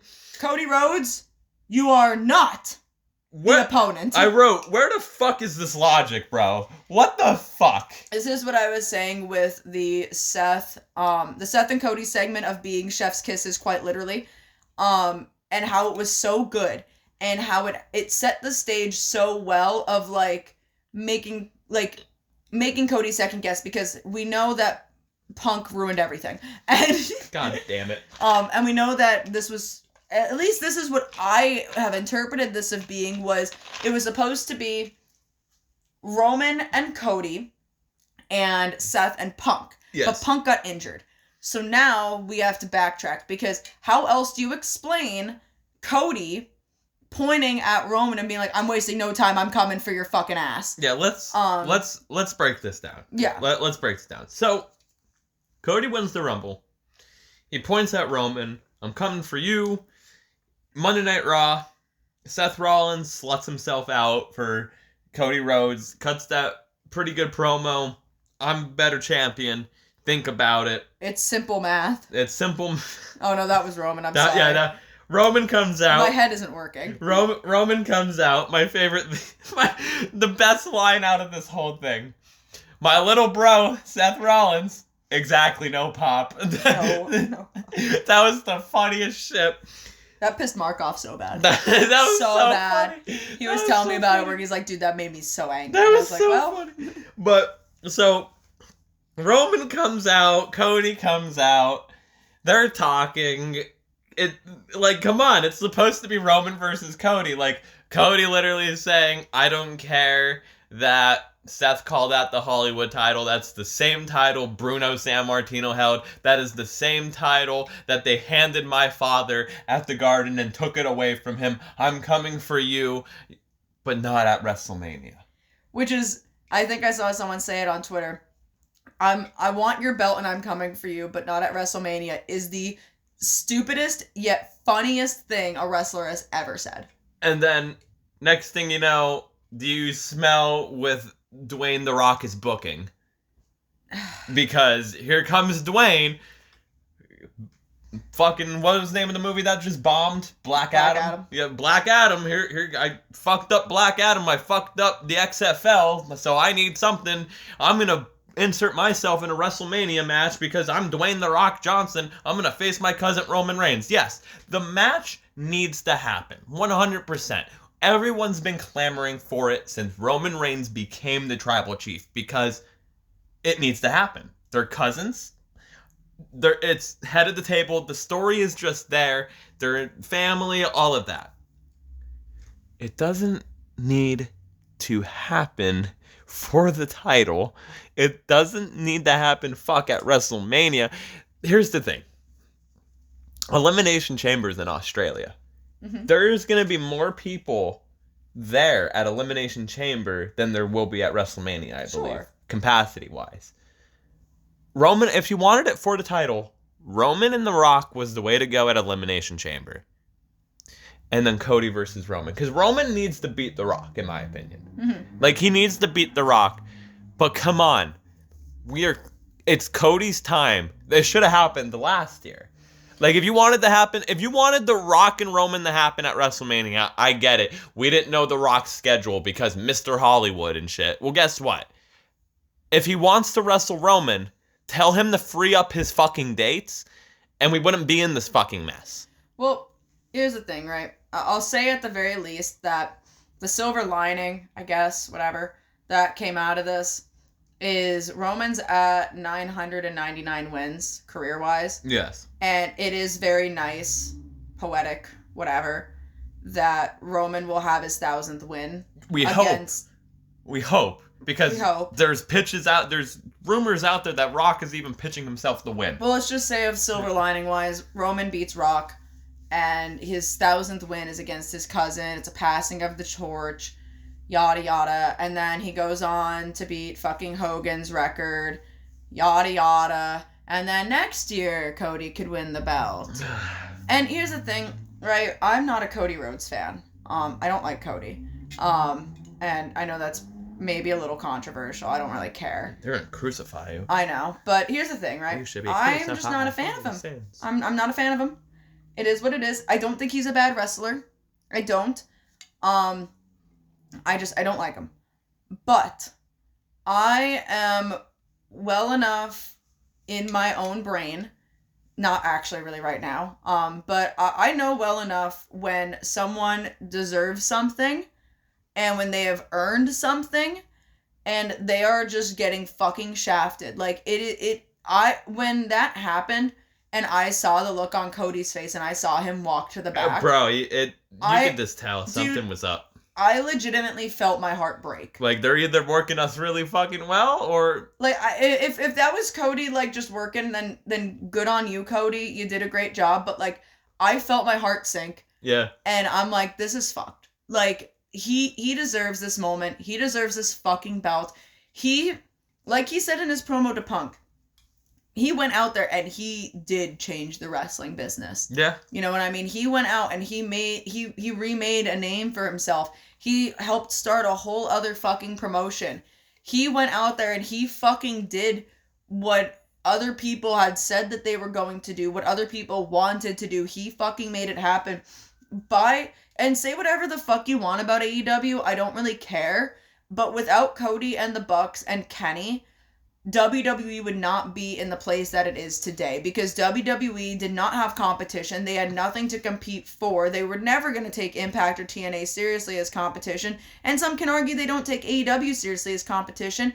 But just look at the progression that WWE has made over the years and how much better it's gone. I still don't think it's great by any means. But I can tell you right now, WWE as of today is better than it has been in fucking years. And you could thank Cody for that. You could thank the Bucks for that. You could thank Kenny for that. You can thank AEW for that, because they set the fire under WWE's asses to do better for their fans and make a better fucking product. WWE would not be what it is today without people like Cody Rhodes. And I understand that, and I give him all his fucking flowers for that, and I give him the respect that he fucking deserves for that. And it's a shame to me that this fucking company, who realistically could owe a lot to their current day production to that man, doesn't give him the fucking light of day and doesn't give him that recognition. I don't give a fuck how much pyro he fucking has. I don't give a fuck how much fucking moments he has and how much of like a guy he is right now. They gave him the fucking cover, whatever. They are not giving him what he fucking deserves, and that's that fucking belt, and that's that fucking moment, and that is that fucking match, and I don't know why they're dragging their heels on it, but it's frustrating. I'm over it. The moment, has been gone, but just fucking do it already. Just fucking do it. Everyone's sick of it. I'm fucking sick of it. Yeah, everyone is sick of it, to the point where we're in the midst of another Yes movement and Kofi Mania. It's trending on Twitter. We want Cody. Mm-hmm. People outside of, like, Fluffy, the comedian, is tweeting it out. TMZ is covering it. And there's rumors going on about WWE is supposedly monitoring this now. Like, they're seeing, like, they're watching this and everything. And then there's there's the conspiracy theories out there of, like, they know exactly what they're doing. If you look, WrestleMania 20, the last 3, like, 10 years of WrestleMania all have had big triple threat matches. WrestleMania 20, you had Triple H, Shawn Michaels, Chris Benoit. WrestleMania 30 was the Yes Movement, Batista, Randy Orton, Daniel Bryan. And now WrestleMania 40. Can it be Roman, Rock, and Cody? I don't know. But, like, so, like, okay, here's the thing. I get it. If my theory of it was supposed to be Punk and Seth and Roman and Cody is correct, which I'm firmly believing is. I don't care if that sounds ignorant. I'm firmly believing that's what it was supposed to be. if Punk getting injured is what had happened to cause this issue, there is no reason to fuck with the Roman and Cody match. Yeah. And like, I was mentioning this to my coworker Mark, about how we had the Gunther and Seth promo, and Mark made a very good point that said, yeah, but the way he would be getting into that would be Elimination Chamber, and Gunther can't go to Elimination Chamber because of some sort of visa issue. So that's he the can't thing. go. What are they gonna do with the Elimination Chamber now? Because, so, let's just say the plan is Rock, Roman, and Cody, Seth. Your world title fucking matches are already set for Mania. Gunther's the Intercontinental Champion. You can't do an Intercontinental title match at Elimination Chamber because Gunther can't leave. You're really going to do Logan Paul, United States title in Elimination Chamber? Because, yeah, I mean, like, realistically, what other title does Cody go after if it's going to be... Excuse me, if it's going to be Rock and Roman? Because he is not going to go after the U.S. title. I doubt he's going to go after... I'm talking about what they're going to do for the big Elimination Chamber match at Elimination Chamber. I'm not talking about Cody going after belts. No, I know what you're saying, but, like, what I'm saying is nothing else makes sense. So, of course, it's going to be Seth and Cody. None of this makes sense. And so then, like, it's like Cody's not going to choose a different person, just randomly. You know what I mean? So then, yeah, are they going to do, like the winner of Elimination Chamber? Who are they going to go after?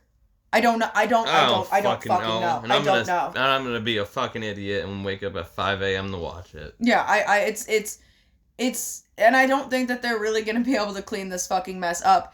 They didn't need to fuck with the Roman and Cody match. They could have figured something out with Seth. You know what I mean? Like, I don't know. Let's switch gears. Let's talk about Collision. Because Saturday night was alright for fighting. Brian Keith is all elite. Woo! Cowboy guy. More cowboys! Is all elite. You give me a cowboy gimmick and I'm here for it. He had a pretty good match against Eddie Kingston. And really good. I mean, it's about time he's all elite because, I mean, he's been making appearances here and there, so... I remember hearing he did sign some sort of deal with AEW, like some sort of contract, but we were unsure of the details about it. But, yeah, I'm really happy for him. I am so excited to see what he does because what I've seen of him is absolutely fucking fantastic. I see a lot of people, it doesn't make any sense right now at all, but I see a lot of people saying that, fuck it, we have the gimmicks, let's just make a trios of, Bandito, Page, Hangman Adam Page, and, fucking Brian Keith. That'd be cool. Like, that would be so fucking cool, because they're just all cowboys. Like, call it Dead or Alive or something. I don't know. Some people were saying call it Cowboys from Hell. Cowboys from Hell. I'm mad I didn't trademark it. If you know, you know. Mm-hmm. If you know, you know. Anyway, I don't know how to say this guy's name, so just apologies. Bryan Danielson versus the one CMLL guy. The fire guy. Yes, I have a couple of notes written here. Very good, very fun match. This guy, CMLL guy, showing that Lucha Libre just isn't about just flips and stuff. And he had a fucking cool entrance. Really cool entrance. He had fire, bro. Dude, it was a fire entrance. He deadass was playing with fire. He was. He was deadass playing with fire. And Bryan Danielson just fucking booking himself to wrestle Lucha Libre guys. I swear, I love again, it. The only reason that they're there is because Bryan Danielson was like, I want to fight him. Yeah. That's it. I just want to fight him. I love it. It was a really good match. Very good match. So technical. Yeah. So fucking technical. Like, it was impeccable. It was beautiful. It was a 7-star classic. They did, not a set. They weren't in the Tokyo Dome. It was great. Absolutely great. And I'm really excited to see their trios match. I think that's on Dynamite, right? Yeah. Yeah. There's going to be a trios match. I'm excited to see that. That's going to be really fucking fun. And then we had the main event. We had a 6-man tag. Good old 6-man tag, just like the old Collision days. But this time it's DG FTR. Daniel Garcia and FTR versus Christian Cage and his two sons, Nick Wayne and Kill Switch. So this was a match of Christian Cage and his two sons versus Daniel Garcia and his two cool uncles, basically. Yes, with his father on commentary. With his father on commentary. And someone was asking on Twitter, what is the status of Daniel Garcia's father? And someone commented saying, Daddy Magic is no match for Christian. Dude, honestly, I'm just gonna throw this out there. Like, if Daddy Magic, like, decides to retire in ring, like, at any point in his life, he needs to be a commentator. He's gotta go on commentary. He is so fucking good at commentary, dude. Like, I could listen to him talk for hours and hours and hours and hours. Like, he's so good. They stuck to the old school collision format here of let's do a 6-man tag in the main event. Make it a half hour long and make it go fun, and it was. I'm just slightly confused. I must have missed something. Maybe it was on Rampage. But, like, why did this match happen?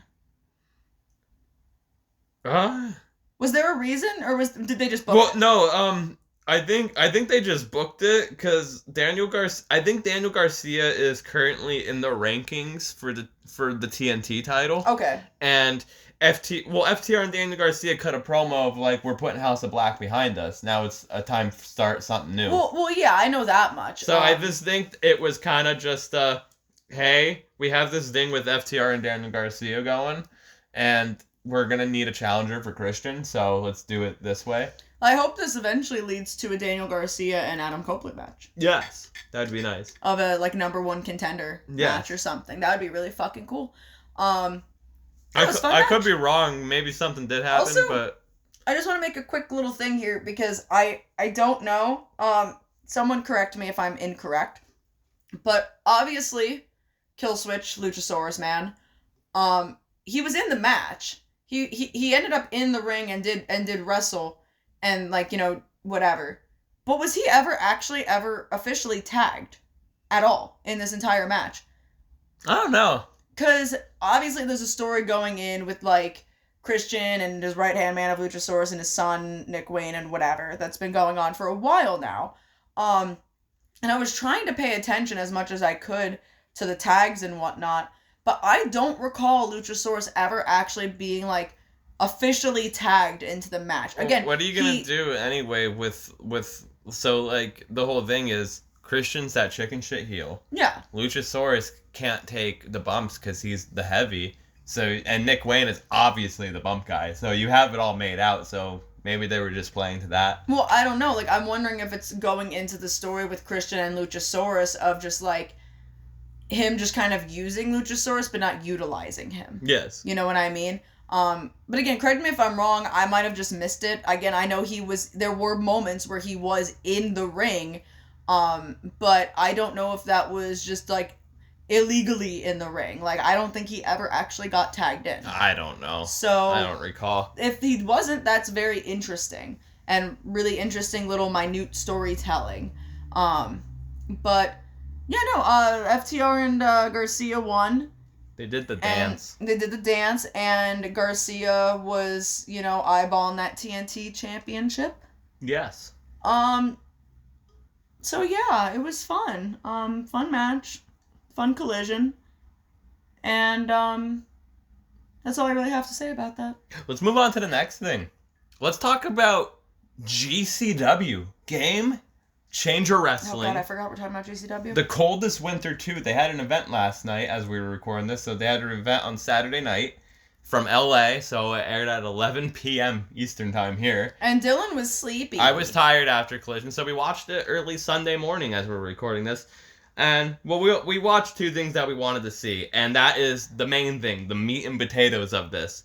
Meat and potatoes. Nick Nemeth versus Matt Cardona.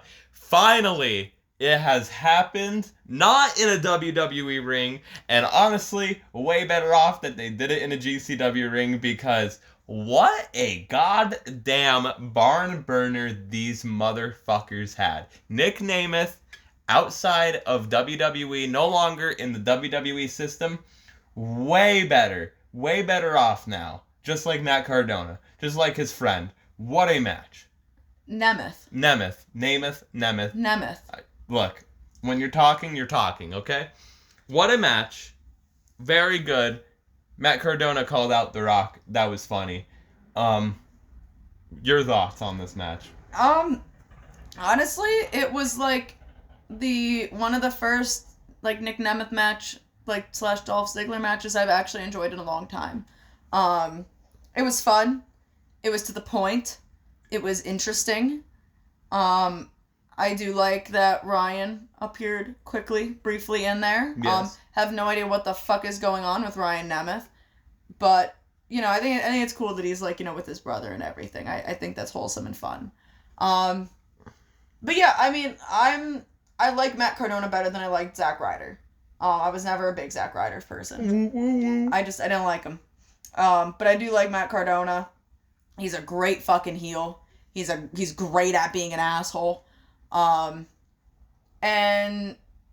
yeah, I don't know. I think the beginning of the match was really fun.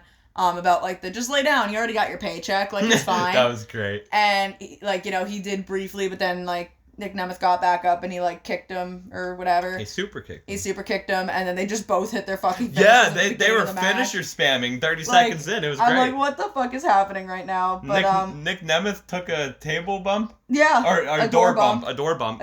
Steph the Lander's great. I think it's really good I think I said this before. I'll say it again. I think it's really good that Nick Nemeth is just kind of like vibing around. He's just doing his thing. Like he went to New Japan. He's in Impact. He went to GCW. He's just kind of appearing in different areas, and I think that's very good for him specifically, who has been in the WWE for so long and is so used to one style and branching out and learning other styles. I think that's really fucking good for him, because that's one of the reasons why like his style of wrestling I just didn't like. Like I just don't like. So I hope that as he goes and learns new things and different things, that maybe my opinion will change on him. I enjoyed it, especially as a kid of watching the Z True Long Island Story YouTube channel that Zack Ryder did, and it finally happening, because like there was a nice running joke on there. Technically the original BTE, fun fact. But like there was like a running joke on there of like Zack Ryder made like made a challenge to Dolph Ziggler of like, we need to have this match, and it finally happened fucking like 12 years later, like about fucking time. Yeah. And you could tell that they were loving every second of it. Oh, they were having so much fun. They were loving it. And that transitions into one more thing that stuck out to us on GCW, the coldest winter too. So, before we go into this, I've been seeing, like, a lot of videos, because, like, we'll watch GCW here and there. Like, it's sometimes it is hard to follow because of, like, what time things come on and everything, but we usually try to watch, like, the WrestleMania weekend shows and all of that. I'm still so upset that I didn't get tickets to Joey Janela's spring break. And there was this video going around for months now of this guy named Santana Jackson. His gimmick is literally Michael Jackson. He looks like Michael Jackson. He moonwalks like Michael Jackson. He does the whole Michael Jackson thing. So, Santana Jackson versus Su Yung. Lyssie, let's ask you first what you thought about this fucking match. Mind you, this was an intergender match because JCW does not have a women's division. So, it's just cool that they get intergender matches. So, I just want to preference all of this also by saying this is like the first thing that we did when I woke up. Yeah. Her name's Su Yung. Su Yung, yeah. I like her a lot. She was cool. I like her a lot. She was cool. Really fucking good. Like, really good. Very excited to learn more and see more about her, because, wow. Like, I really fucking liked her. It was fun. It was a fun match. Like, I don't know if I was necessarily fully awake enough still at this point to, like, comprehend what the fuck I was watching. Because I've seen clips. I've seen clips of Santana Jackson. Actually, recently, Bruce sent me a clip of him doing the moonwalk DDT. And he was like, check this shit out. And I'm like, Jesus fucking Christ, okay. I will say the one thing that did kind of kill it for me, which you also mentioned, was the Thriller moment. Oh yeah, the Thriller. They ran it like too much. They ran it a little bit too long, but yeah. It was still kind of fun. It was still kind of funny and whatnot. And like, again, I'm all for like comedy wrestlers and comedy in my wrestling. It was a nice lighthearted like match. It was a good palate cleanser because it was right before the main event. It went on for pretty long, too. It was a long fucking match. I have a note next to it of, this is great and ridiculous, because I think that's all I kept saying when we were watching this. Was like, this is the most ridiculous fucking shit I'm witnessing, but it's so fucking funny. I love He faked out going for a suicide dive and moonwalk. Yeah. That was that was great. It's just literally Michael Jackson wrestling. Like, what the fuck? He looks just like him. No, he does. Like, it's fucking uncanny. I don't think Michael Jackson's dead. I think he's a wrestler now. Yo, actually, side note, you want to know the first thing I saw when I opened my phone this morning. Oh no, is it about there's a Michael Jackson conspiracy? Yeah, dude, so boy, we're talking about Michael Jackson now. So, I can't remember if I saw it on Twitter or if I saw it on Instagram or Facebook or what the fuck it was. But, like, I saw a news article. I don't know if it was real. I don't know if it was one of those fake news articles or whatever. But it was, like, Michael Jackson fans stunned by official Michael Jackson's Instagram going live. Like, I guess there was, again, I don't know if this is real or not. I don't know. But I saw this article this morning about how apparently the Michael Jackson's Instagram went on a live stream. I saw, yeah. And I'm like, what? What? What? That's funny. And I don't know, man. I don't know if it was a real article or a fake article or what the fuck it was, but it was like the first fucking thing I saw when I woke up this morning, and I was like, I should go back to bed. Because clearly, this is too much for me to be handling. Also, side note that has nothing to do with anything, but I just remembered it now, and I should have mentioned it earlier in the episode, and I'm very sorry that I did. But one of the other first things that I learned this morning was that Crumble Cookie is closed on Sundays, not Tuesdays. I'm so sorry. I'm so fucking out of it right now. Crumble Cookie's closed on Sundays, and I was really excited to go today. And I think I might actually take the trip up tomorrow to go. And we're going to segue into our next thing here. And that is wrestlers of the week. I get to pick. We got 4 great wrestlers today. Mm-hmm. The House of Black. Malachi Black, Brody King, Buddy Matthews, and Julia Hart. All great. Love them. Love all 4 of them. Love the gimmick.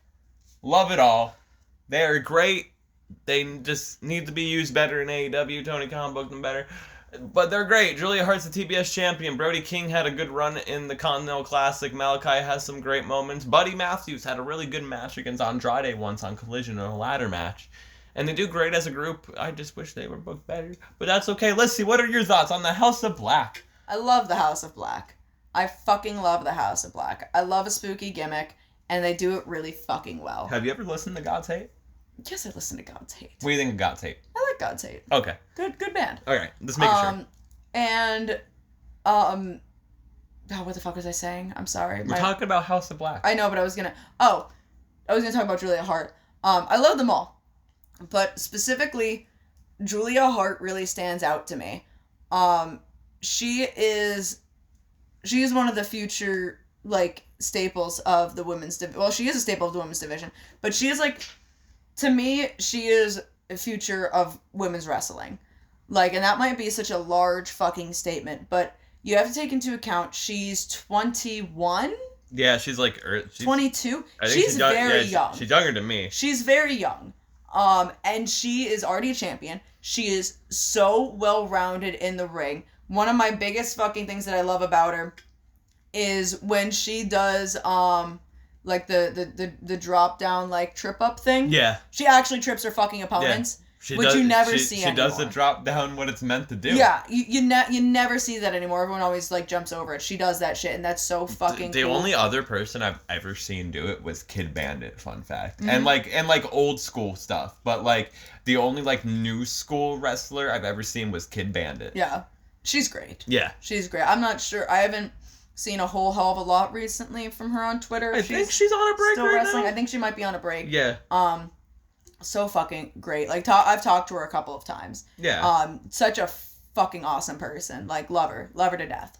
But Julia Hart is definitely a future, like she is going places. She is going fucking places. She is so good. And, like, it's just, it sounds fucking weird. I'm sorry this sounds weird. Like, every time I see her, it's just, like, breathtaking. Like, and I'm not just talking about, like, because she is a very, very pretty girl. But, like, her, like, I hate to use the word aura, but her aura to her. Like, she has this presence. I had to mute that word on Twitter. She has this fucking presence that, like, to me, like, just makes you stop and stare. Like, and in a good way. Like, she just feels important. She feels like she has this, I hate using the word presence again, but, like, she just has it. Yeah. She fucking has it. And watching her wrestle, she's so good. Show-stopping, never the same, never before seen, incredible, like, amazing. Love her. And I'm really happy that she's with people like Malachi and Brody and Buddy. Like, she has a very good support system. She has very good people to be learning from. Yes. And of course, I've always loved Malachi. I loved him when he was in WWE too. Like, just cool fucking dude. Cool looking dude. Like, they all have cool entrances. Even they together, do. Malachi. The fuckers look badass. Even just as Aleister Black in WWE, he had a cool entrance. Like, they fucking know what they're doing. You put some goth spooky tattooed fucks in front of me, and I'm seated. I'm seated. Talk about how the entrance is live, though. Oh my god. Because it's funny. So, we've seen their entrance live, I think once or twice. Yeah, a couple of times, yeah. And it looks great on camera. Don't get me wrong, but, like, at least for me, I you know what, you too, you have bad vision, and you've noticed this too. I've noticed it. But, like... Well, because they turn it pitch dark in there, but you need to have some sort of lighting for them so they can fucking see what they're doing. So, like, they're walking off on the ramp, and fuckers look badass. Yeah. Menacing. You don't want to fuck with these bitches. Like, they'll fucking bite your head off. And then the lights go out. And then they just... trot. Like, they just run. They just run to the ring. And you can see them get running. Into position. And they're just like, oh god, oh god, oh god, gotta get there, don't put the nope, the song's going, we gotta get to our cue. Like, and it's just kind of silly, when you see it in person. It's just a little silly. But nonetheless, like, great to see live. Great on fucking promos. Brody King, I would go to a God's Hate concert. Yes. Hands down would go to a God's Hate concert. It'd be wild to go. Like, and you know what, also just, would like to note, this is something that happened a while ago, that I 100% will never condone this type of behavior at all. But a while ago, there was, I can't remember the pay-per-view for the life of me, but there was this shit going on Twitter, because there was this girl in Chicago. Oh, it was the All Out show. It was the All Out show? It was the day after Punk got fired. Yeah. There was this girl up front, bright red hair, very pretty girl. That sounds weird. I'm so sorry. I don't mean for that to come off weird, but, like, I noticed her from the hair and whatnot, and she was very clearly a CM Punk fan, very clearly an FTR fan. And after Hangman won the charity battle royal thing, she flipped off Hangman, you know, and it was caught on camera, you know. Which whatever, that happens. Yeah, oh my god, all the fucking time. I've been flipped off before. All the fucking time. I flipped off Brian Cage, and you told me to stop, and I was like, no, this is normal, this happens. But, I mean, we were up in the nosebleeds, I was very far away, this man did not see it. That's why I was telling you to stop. I was like, Lyssie, he's not seeing it, he doesn't care. We're gonna get into a fist fight up here. Like, Lyssie, he doesn't care. That's fine, you know, you're angry, you know, you don't like people, it's a part of the thing. Again, I'm sure Brian Cage is a very nice guy. I'm sure he's a great guy. But nonetheless, back to the story. She flipped off Hangman, and the Elite fans went fucking ballistic. Because they're pieces of shit. They're soft.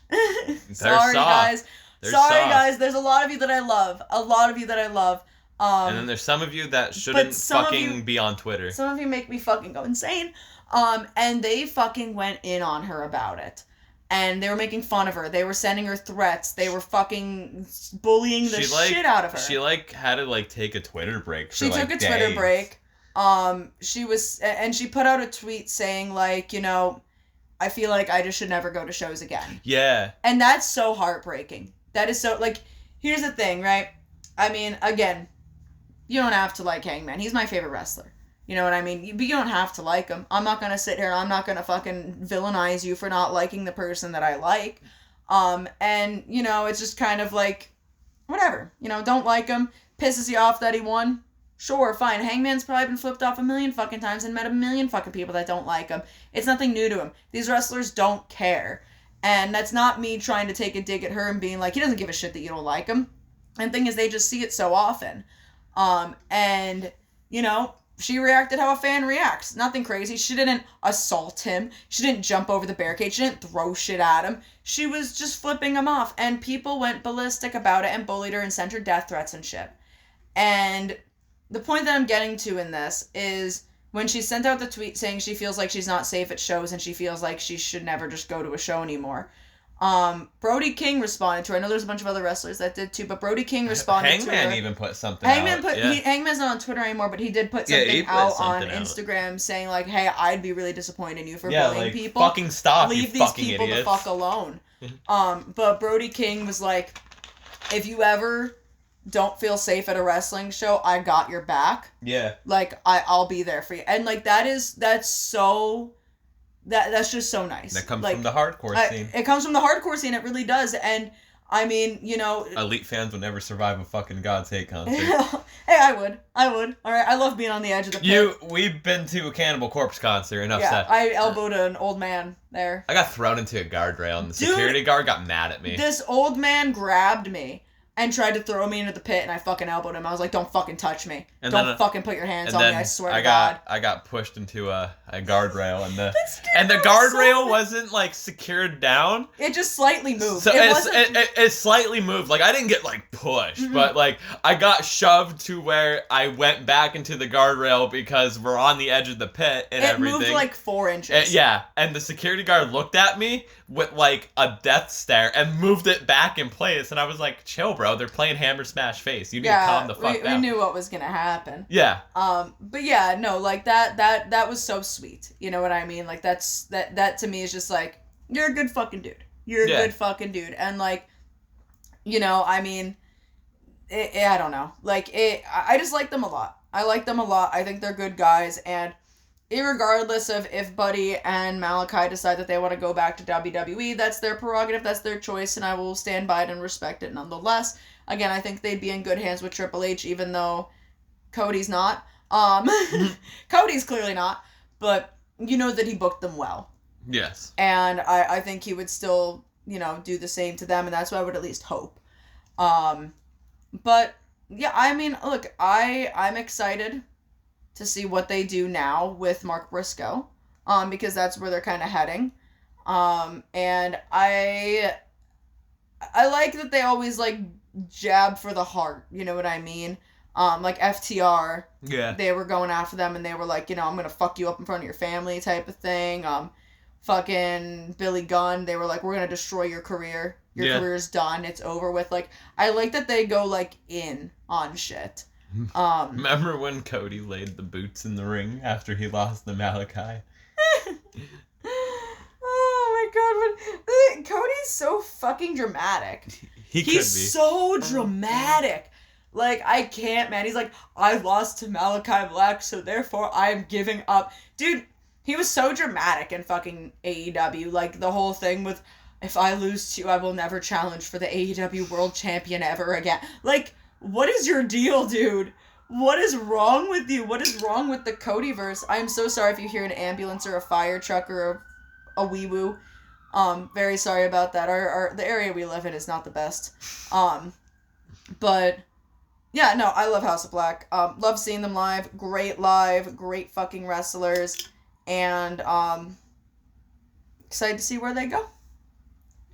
And I think that ends today's episode. I think that means I'm about to go get a Lunchable. You're about to go get a Lunchable. Hell yeah. Check out our previous episodes on the YouTube.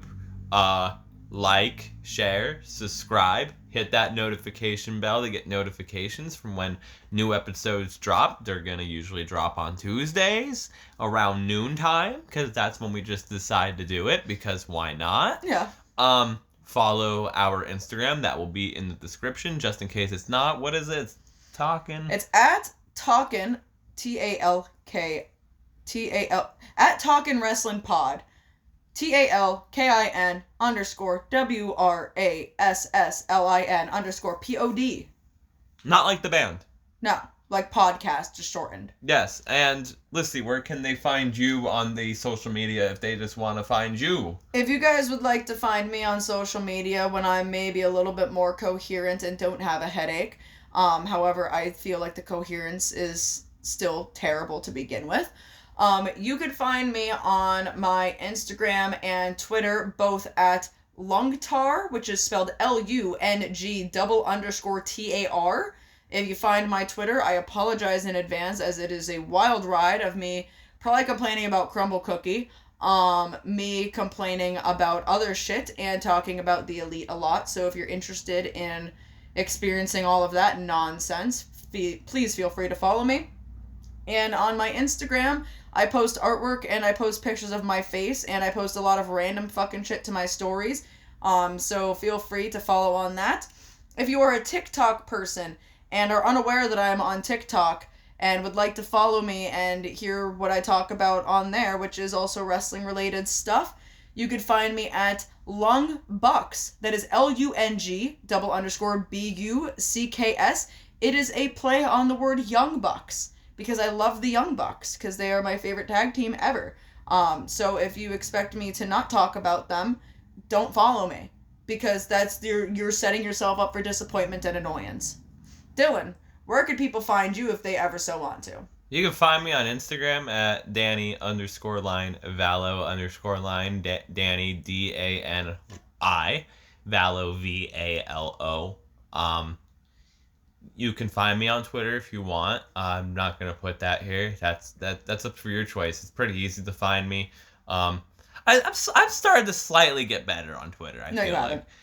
There hasn't been a lot of fights on Twitter. Also, everyone's kind of just in agreement at this point about the Cody and Rocket. So there really is like no worth of fighting anymore right now on Twitter. Everyone has come together on Twitter for once in their lives. Not really. I just tried to be a funny guy there. But that's where you can find me.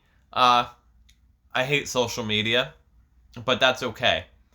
Like I said, like, share, subscribe this podcast, share it around. Also, let us know if we need to, what you like, what you dislike. If you're gonna say audio issues, guess fucking what? We're broke as fuck, so don't even fucking say it. Unless you're gonna send me money for a computer and microphones.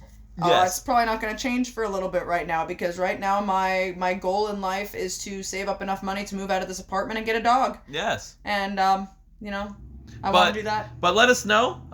Let us know if you got any criticism or anything. We're open to it, and feel free to ask questions if you want. If you have questions, we'll answer them on the podcast. We don't give a shit. Also, if there's any suggestions of things you want to hear our opinions on, things that you think me and Dylan might get into a fist fight about, that's totally cool. I don't think we argued too much this episode. No, we didn't. I think I just don't have the capacity to do it today. I enjoy like talking about like what wrestling we talked about during the week and like what we watched during the week and everything. But sometimes you gotta throw a little curveball at the fans and change it up. Like maybe one day like we'll just be like, yo, let's talk about Dylan's backyard wrestling journey. Let's not talk about that. Let's go into a 2-hour podcast about Dylan's backyard, or like maybe eventually do watch-alongs, stuff like that.